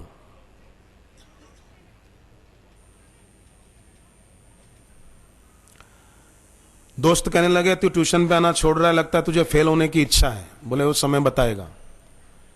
जब परीक्षाएं हुई, रिजल्ट आया, वो लड़का फर्स्ट आया। वो देखते ही रह गए जो घर में भी खूब टाइम पढ़ते थे, ट्यूशन पे भी जाते थे।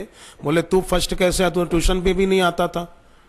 बोले मैंने सारस्वती मंत्र गुरुदेव से दीक्षा में लिया, जप करता हूँ और मौन रखता हूं, फालतू बड़बड़ करके अपनी शक्ति नष्ट नहीं करता, अपने ज्ञान तंतु कमजोर नहीं बनाता हूं, अपने ज्ञान तंतुओं की रक्षा करता हूं। और भगवान देवों के पक्ष में रहते हैं, सत्संग में सुना है, तो मैं अपना देवत्व बढ़ाता रहता हूं। रोज प्रार्थना करता हूं, रोज सूर्य भगवान को अर्घ्य देता हूं, रोज अपनी मां के और पिता के चरण छूता हूं। व्रजामि शरणम तव। मेरी मां में भी तो भगवान है, पिता में भी भगवान है, गुरु में भगवान है, मैं उनके आप बताए मार्ग पे चलता हूं। तो पुराणों में जो ये मंत्र बताए ईश्वर की स्तुति में, इसमें चौथा है, एकस त्वमसि लोकस्य सृष्टा संहारकस तथा अव्यक्तश्चानुमंता च गुण माया समावृत। सबके अंदर अव्यक्त रूप से होते हुए भी गुण और माया दोनों से आवृत हुए दिखते हैं। ईश्वर सबके अंदर है, पर लोग कई ऐसे हैं बेचारे, किसी के गुण देखकर प्रभावित हो जाते हैं। ये नहीं दो सोचते हैं कि उसमें ये गुण ईश्वर के हैं, तो क्यों ना मैं भी ईश्वर का नाम जपूं ताकि मेरे में ये दैवी गुण बढ़े। कई लोग दूसरों के अच्छे गुण देखकर प्रभावित होकर उनके पिछलग्गू हो जाते हैं। किसी से प्रभावित होने की जरूरत नहीं है। भक्त वो है जिसके ऊपर ईश्वर और गुरु के सिवाय किसी का प्रभाव नहीं पड़ता, वो भक्त है। जिसके ऊपर किसी का प्रभाव पड़ जाए वो भक्त कैसा।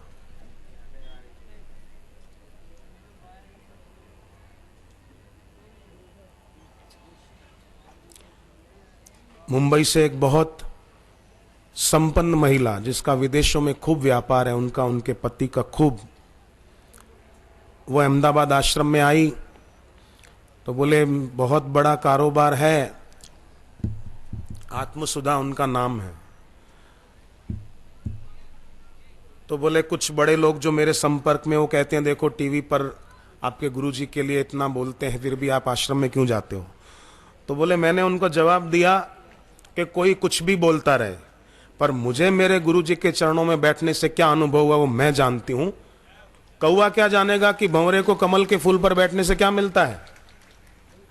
मुझे गुरुजी से क्या मिला है मुझे पता है। और कोई कुछ भी बोलता रहे, सोचे बिना कोई कुछ भी बोले, तो उसकी बात का असर क्या। और किसी की बात झूठी, काल्पनिक, द्वेष के आधार पर कही गई, उसमें सार ही क्या है। उसको मैं काल्पनिक बात को मान ही क्यों लूं। तो कितनी अच्छी बात है, उसने कितना आत्मबल से ये उत्तर उसको दिया, तो उन्होंने भी कहा बहुत बढ़िया, आपकी निष्ठा को धन्यवाद है। गुरु में निष्ठा ही परम तप है।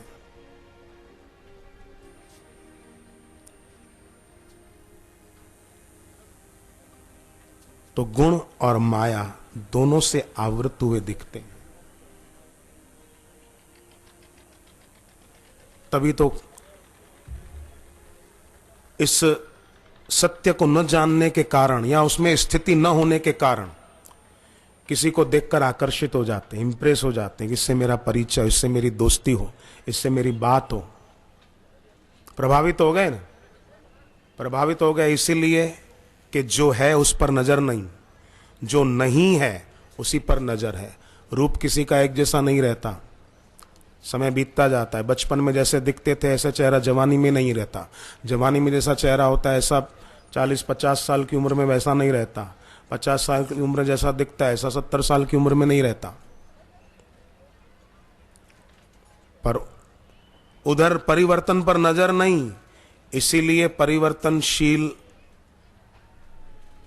आकर्षित कर देता है।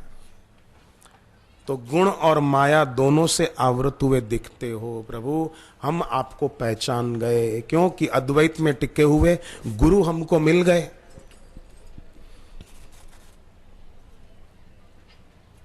तो अब हम केवल ये दुख है वो दुख है उसके बारे में न सोचकर अपनी आध्यात्मिक उन्नति किस में है वो सोचेंगे और उसमें टिकेंगे। आध्यात्मिक उन्नति होगी तो लौकिक उन्नति तो होनी ही है। परमार्थिक उन्नति जिसकी हो गई उसकी लौकिक उन्नति निश्चित रूप से होगी। जैसे वो विद्यार्थी ट्यूशन पे जाना छोड़ दिया, आध्यात्मिक उन्नति की थी, सुबह जल्दी उठ जाता, रात को देर तक नहीं पढ़ता था, सुबह जल्दी उठ के पढ़ता था, मनोयोग पूर्वक पढ़ता था, इधर उधर की बातें सोचता हुआ। कई विद्यार्थी पढ़ने बैठते हैं पर फोन पास में रखते हैं, आप पढ़ते भी जा रहे हैं और hello hi how are you वो भी कर रहे हैं, तो जो पढ़ा वो भूल गए, फिर से ABCD करो। नहीं, पढ़ाई के समय पढ़ाई, फोन को दूरी रख दिया।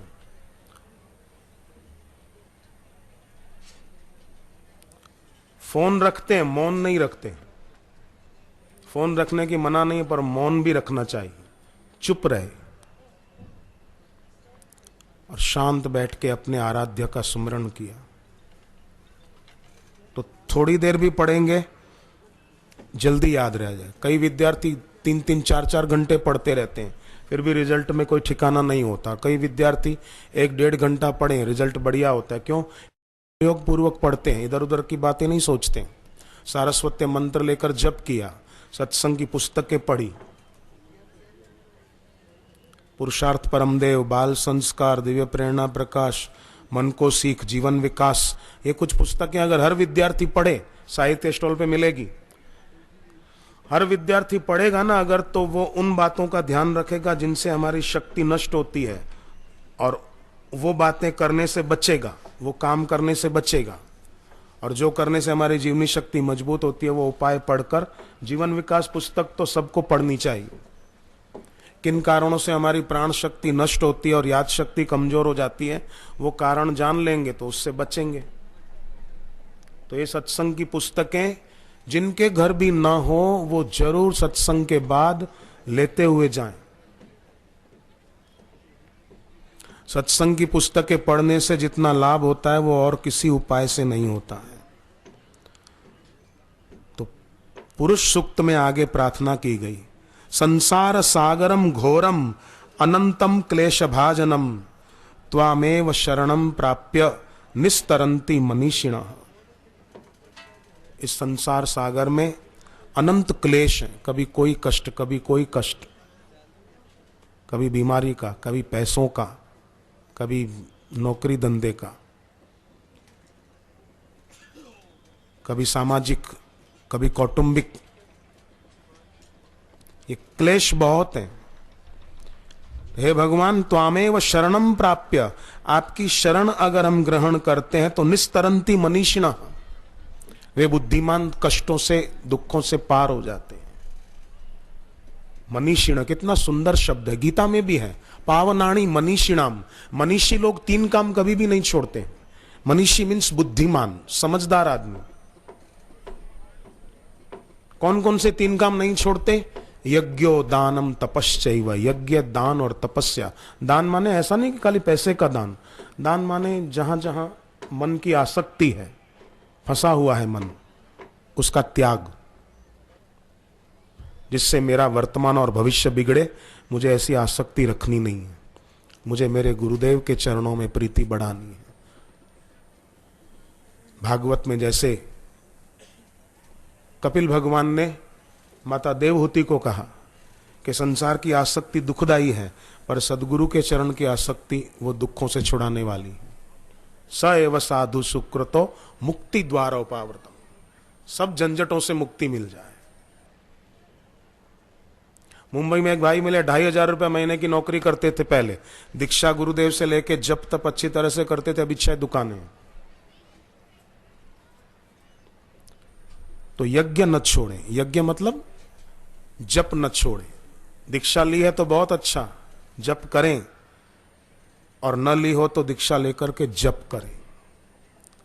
जप कृष्ण भगवान को भी प्रिय है, इसलिए भगवान ने जप को अपनी विभूति बताया। जप विष्णु भगवान को प्रिय है, विष्णु भगवान ने नारद जी को जप करने का संकेत किया। जप शिव जी को प्रिय है, शिव जी भी अस कही लगे जपन हरि नामा। जप हनुमान जी को प्रिय है, सुमिरि पवन सुत पावन नाम अपने वश करि राखे राम। तो अगर हम उनके प्यारे बनना चाहते हैं तो हम भी जप करें खूब।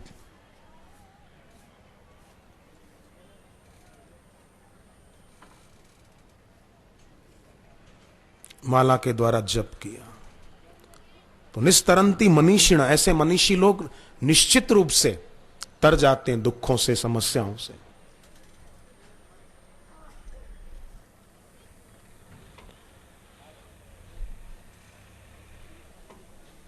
यज्ञोदानम तपश्चैव पावनानि मनीषिणाम। तो श्री कृष्ण जिसको मनीषी बुद्धिमान मानते हैं, हम वैसे ही बने। केवल बाहर से खाली पढ़ाई लिखाई करके किसी पद पर पहुंच गए, ये बड़ी बात नहीं है। याद शक्ति का अच्छी होना ये बुद्धि शक्ति अच्छी होने का पर्याय नहीं है। याद शक्ति भी अच्छी हो, सारस्वत मंत्र से याद शक्ति भी अच्छी होती, बुद्धि भी अच्छी होती।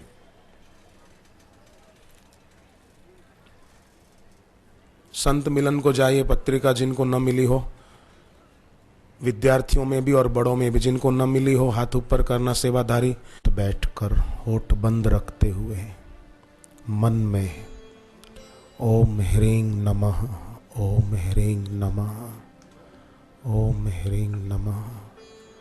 समझो किसी के जीवन में कोई समस्या है, कष्ट है, तो श्वास रोककर मन में ओम गम गणपतये नमः जप करें और फिर प्रार्थना करें, मेरे जीवन में अमुक कष्ट है वो नष्ट हो और मेरी भक्ति खूब बढ़े, मेरी उपासना खूब बढ़े, मेरे घर में सबकी भक्ति खूब बढ़े और परिवार के सभी सदस्यों की लंबी आयु हो। जो पहले गुजर गए हैं उनकी आत्मा को शांति मिले और जो हैं उनकी लंबी आयु कर भगवान। ऐसा संकल्प करके श्वास रोककर ओम गं गणपतये नमः जप करें। फिर श्वास छोड़कर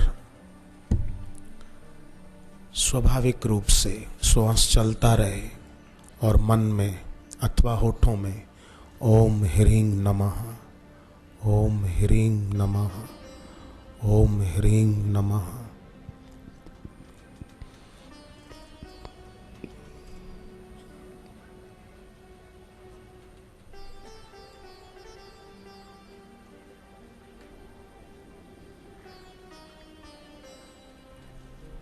हे भगवान, मीरा का विष अमृत बन गया।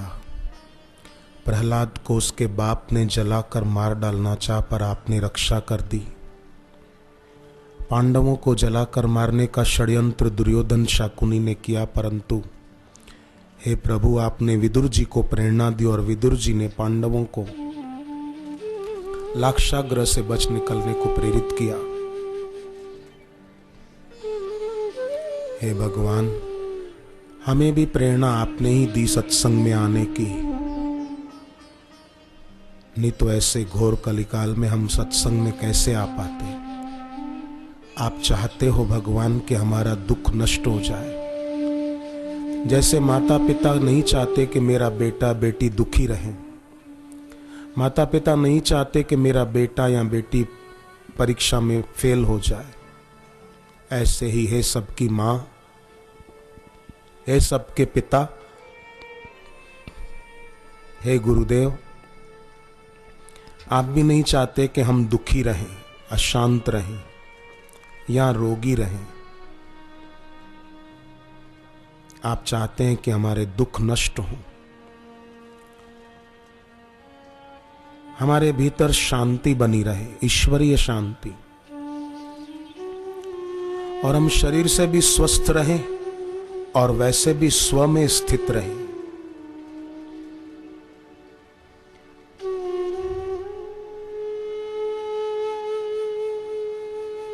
उसीलिए आप प्रेरणा देकर सत्संग में लाए।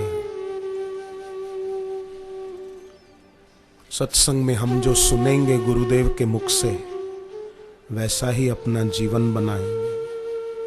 ओम ह्रीं नमः, ओम ह्रीं नमः, ओम ह्रीं नमः, ओम ह्रीं नमः। समूह में बैठकर जप करने की बड़ी भारी महिमा है और पवित्र तिथियों में जप करने की विशेष महिमा है।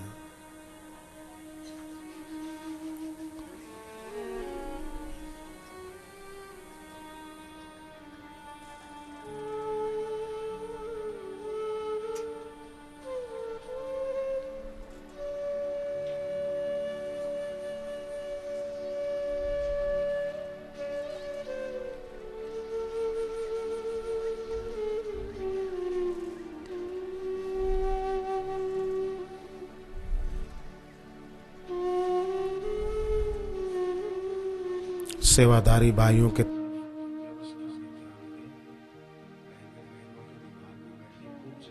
ह्रीं नमः। विद्या प्राप्ति के क्षेत्र में जो भी समस्याएं आ रही है वो भगवान के जप से दूर होंगी और हम पढ़ाई में निश्चित रूप से सफलता पाएंगे। विद्या की देवी मां सरस्वती का मंत्र गुरुदेव से लेकर विद्या प्राप्ति के शिखर पर पहुंचेंगे।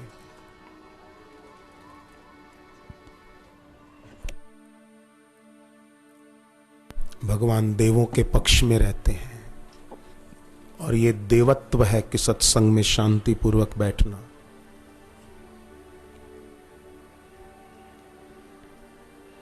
त्वामेव शरणं प्राप्य निस्तरन्ति मनीषिणः।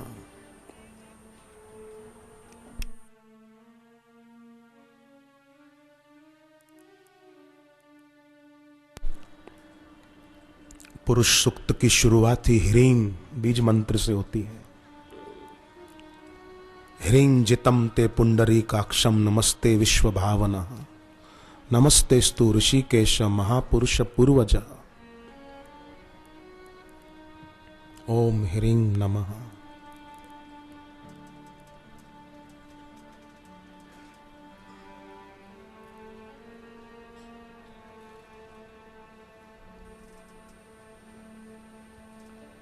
जो नवरात्रियों में व्रत करते हों वे लोग नवरात्रियों में भी ये जप कर सकते हैं। विशेष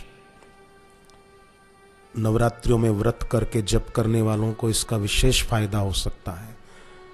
ये माघ मास की शुरुआत होगी। माघ मास के शुक्ल पक्ष की प्रथम 9 तिथियां वो माघ मास की नवरात्रियां हैं।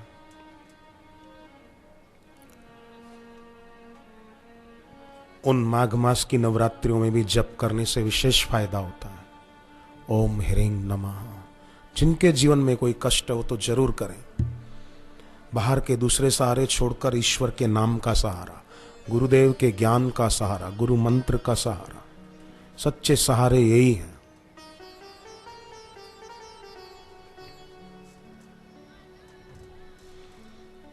ओम ह्रीं नमः।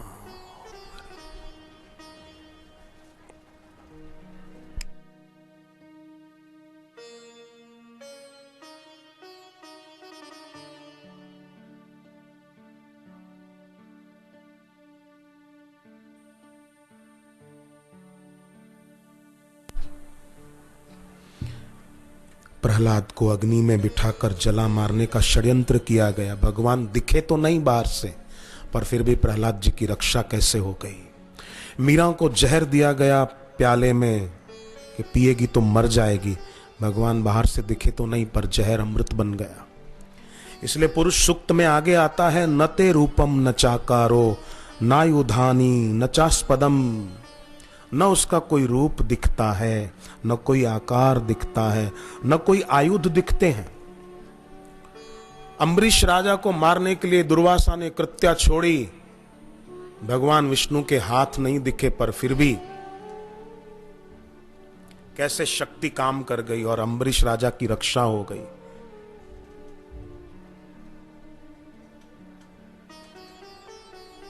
कैसे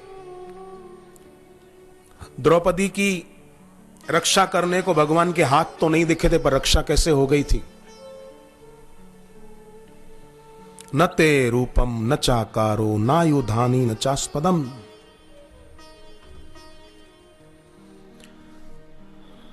पर फिर भी तथापि पुरुषाकारो भक्तानाम त्वाम प्रकाश से, फिर भी भक्तों को ज्ञान का प्रकाश देने के लिए वो सद्गुरु के रूप में प्रकट होते हैं।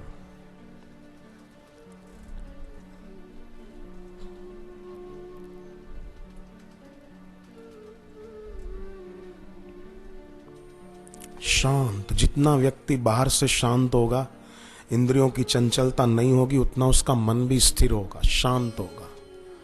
जितना मन शांत निर्विकल्प होगा उतनी बुद्धि सम होगी, और जितनी बुद्धि सम होगी उतना उस व्यक्ति के मन पर इंद्रियों के ज्ञान का प्रभाव नहीं पड़ेगा, बुद्धि के ज्ञान का प्रभाव पड़ेगा। इंद्रियों के ज्ञान का प्रभाव माने आंख से रूप देखा तो खिंच गए, आकर्षित हो गए, मेरे को तो इससे शादी करनी है, मेरे को इससे दोस्ती करनी है, मेरे को आइसक्रीम खानी है, मेरे को ये ड्रेस पहनना है। बूट खरीदने गया एक आदमी, दुकानदार सेल्समैन जो था दिखाता रहा, ये देखो साहब ये देखो, कभी डिजाइन पसंद ना आए, कभी रंग पसंद ना आए, कभी कुछ, और कई 4-5 ग्राहक खरीद के चले भी गए। ये खोजता रहा, सेल्समैन दिखाता रहा। अचानक लाइट चली गई, रात का टाइम था, लाइट गई और उसका पैर किसी में फिट बैठा। बोले ये बूट मेरे को लेना है, ये पैक कर दो। इतने में लाइट आ गई। सेल्समैन ने देखा कि उसका पैर बूट में नहीं था, बूट रखने के बॉक्स में था। कहा साहब देखो तो सही, पैर कहाँ रखा है? अरे बॉक्स में रखा है। न जाने कहां कहां अपने पैर अपने को अटकाए बैठे हैं। जरा उजाला हो तो पता चले। उजाला सत्संग से भीतर ज्ञान का होता है। दिवाली एक दिन बाहर मनाते हैं, पर ज्ञान का उजाला हो तो साल में एक अमावस्या दिवाली नहीं, हर अमावस्या दिवाली। और व्यवहार में भी सफल हूं। तथापि पुरुषाकारो भक्ता नाम त्वाम प्रकाश से, भक्तों को ज्ञान का प्रकाश देने आते हैं। नैव किंचित परोक्षम ते प्रत्यक्षोसी न कस्यचित, नैव किंचित सिद्धम ते न च सिद्धोसी कस्यचित। प्रत्यक्ष रूप में दिखते नहीं हैं, फिर भी परोक्ष रूप से आप सर्वत्र हैं।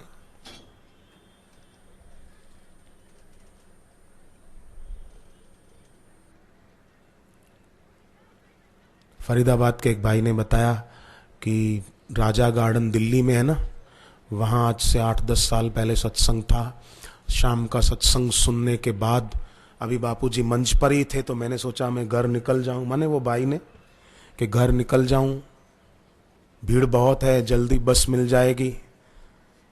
अभी पंडाल से बाहर निकलकर गेट तक पहुंचे ही थे कि किसी बालक ने आकर उनको कहा कि चलो आपको अंदर मधुसूदन जी बुला रहे हैं।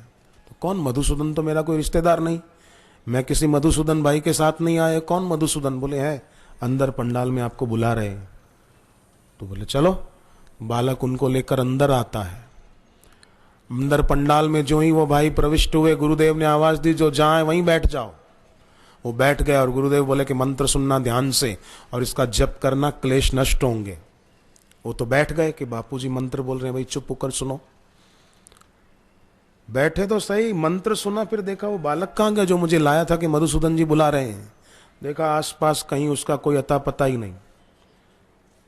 मंत्र सुनकर वो घर आए, वो जप करने लगे और उससे जो समस्या थी वो नष्ट हो गई। मन की आदि और तन की व्याधि गई। उनको हुआ कि मानो न मानो वो बालक और कोई नहीं, पर प्रभु ही उस रूप में प्रेरित करने के लिए मधुसूदन, जैसे विष्णु सहस्त्र नाम में भगवान का एक नाम आता है मधुसूदन, माधव मधुसूदन,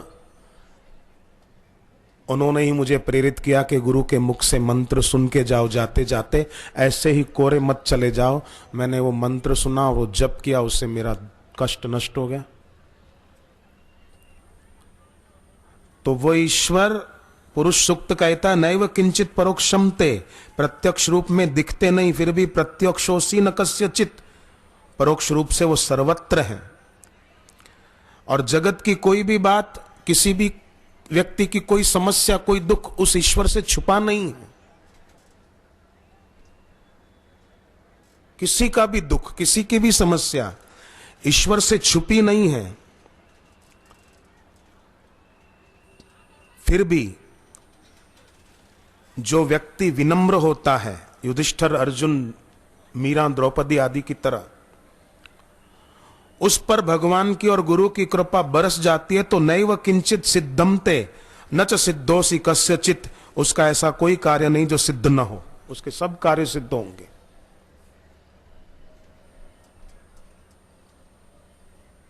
केवल दृढ़ हो, अपने इष्ट में दृढ़ निष्ठा हो और सहारे न खोजता हो। जितना बाहर सहारा खोजता है उतना आदमी कमजोर रहता है, दीनहीन और लाचार रहता है। और जितना बाहर के सहारे छोड़कर जो अंतर्मुख होता है उतना उसके कार्य सिद्ध होते हैं।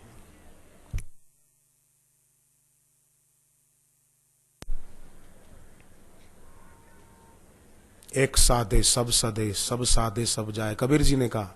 बोलना साथ में, बच्चे भी बोलना। कबीरा यह जग आए के, कबीरा यह जग आए के, बहुत से कीने मीत, बहुत से कीने मीत, जिन दिल बांधा एक से, जिन दिल बांधा एक से, वो एक ईश्वर जो सब में है और सब में उस एक ईश्वर को न देख पाए तो उस एक का जिन सदगुरु ने साक्षात्कार किया है, ऐसे सदगुरु में निष्ठावान रहे तो निश्चित रूप से कार्याणाम कारणम पूर्वम वचसाम वाच्यमुत्तमम, सब कार्यों का कारण ईश्वर है, वाणी का उद्गम ईश्वर है। बोलने की शक्ति किसकी है? बोलो बच्चों, विद्यार्थी बोलो तो। हमें बोलने की शक्ति कौन देते हैं? भगवान की है ना। हम खाते हैं, खाया हुआ अन्न कौन पचाते हैं? ईश्वर ना। हम रात को सो जाते हैं, सुबह नींद में से कौन उठाते हैं? ईश्वर ना हो तो उठे ही नहीं, सोया हुआ सोया ही रहे। राम बोलो भाई, राम हो जाए। ईश्वर ही तो उठाते हैं, ईश्वर की तो शक्ति है। कार्याणाम कारणम पूर्वम वचसाम वाच्यमुत्तमम, योगी नाम परमा सिद्धि, सब योगियों की जो आत्म सिद्धि वो ईश्वरी है। और सिद्धि कौन सी? बाकी तो सिद्धि सब मदारियों के खेल हैं। पानी पे चलने की कोई सिद्धि अगर पा भी ले तो क्या हो जाएगा? मदारी पना ही तो सिद्ध होगा। जिस सिद्धि के द्वारा अपना और दूसरे का भला ना हो, खाली अपना अहंकार पुष्ट हो, तो सिद्धि नहीं है। तो शुद्धि प्राप्त होना बड़ी बात है। शुद्धि गुरु के सत्संग से प्राप्त होती है, जप करने से शुद्धि प्राप्त होती है।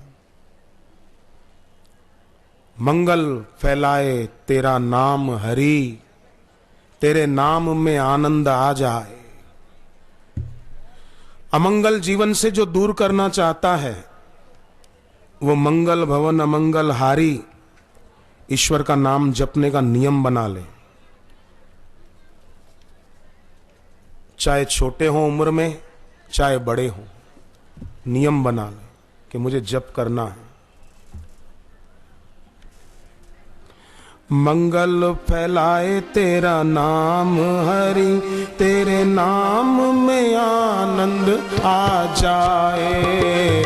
मंगल फैलाए तेरा नाम हरि, तेरे नाम में आनंद आ जाए। दुख चिंता सब मिट जाए, तेरे नाम में मन जो लग जाए। दुख चिंता सब मिट जाए, तेरे नाम में मन जो लग जाए।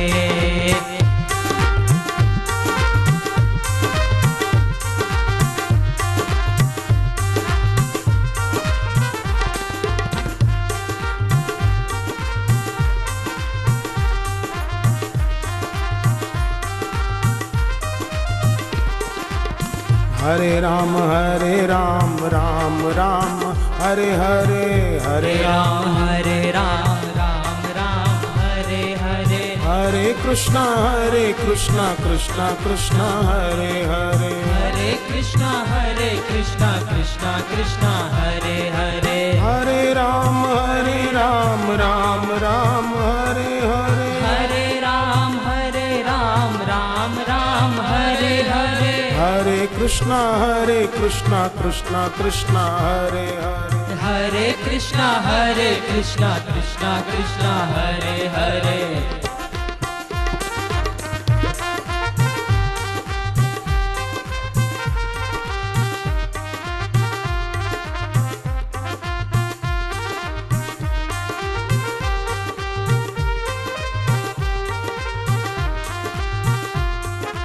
हरे राम राम हरे हरे, हरे राम राम हरे हरे। हरे कृष्णा कृष्णा कृष्णा हरे हरे, हरे कृष्णा कृष्णा कृष्णा हरे हरे। राम राम हरे हरे हरे राम राम राम हरे हरे हरे कृष्णा कृष्णा कृष्णा हरे हरे हरे कृष्णा कृष्णा कृष्णा हरे हरे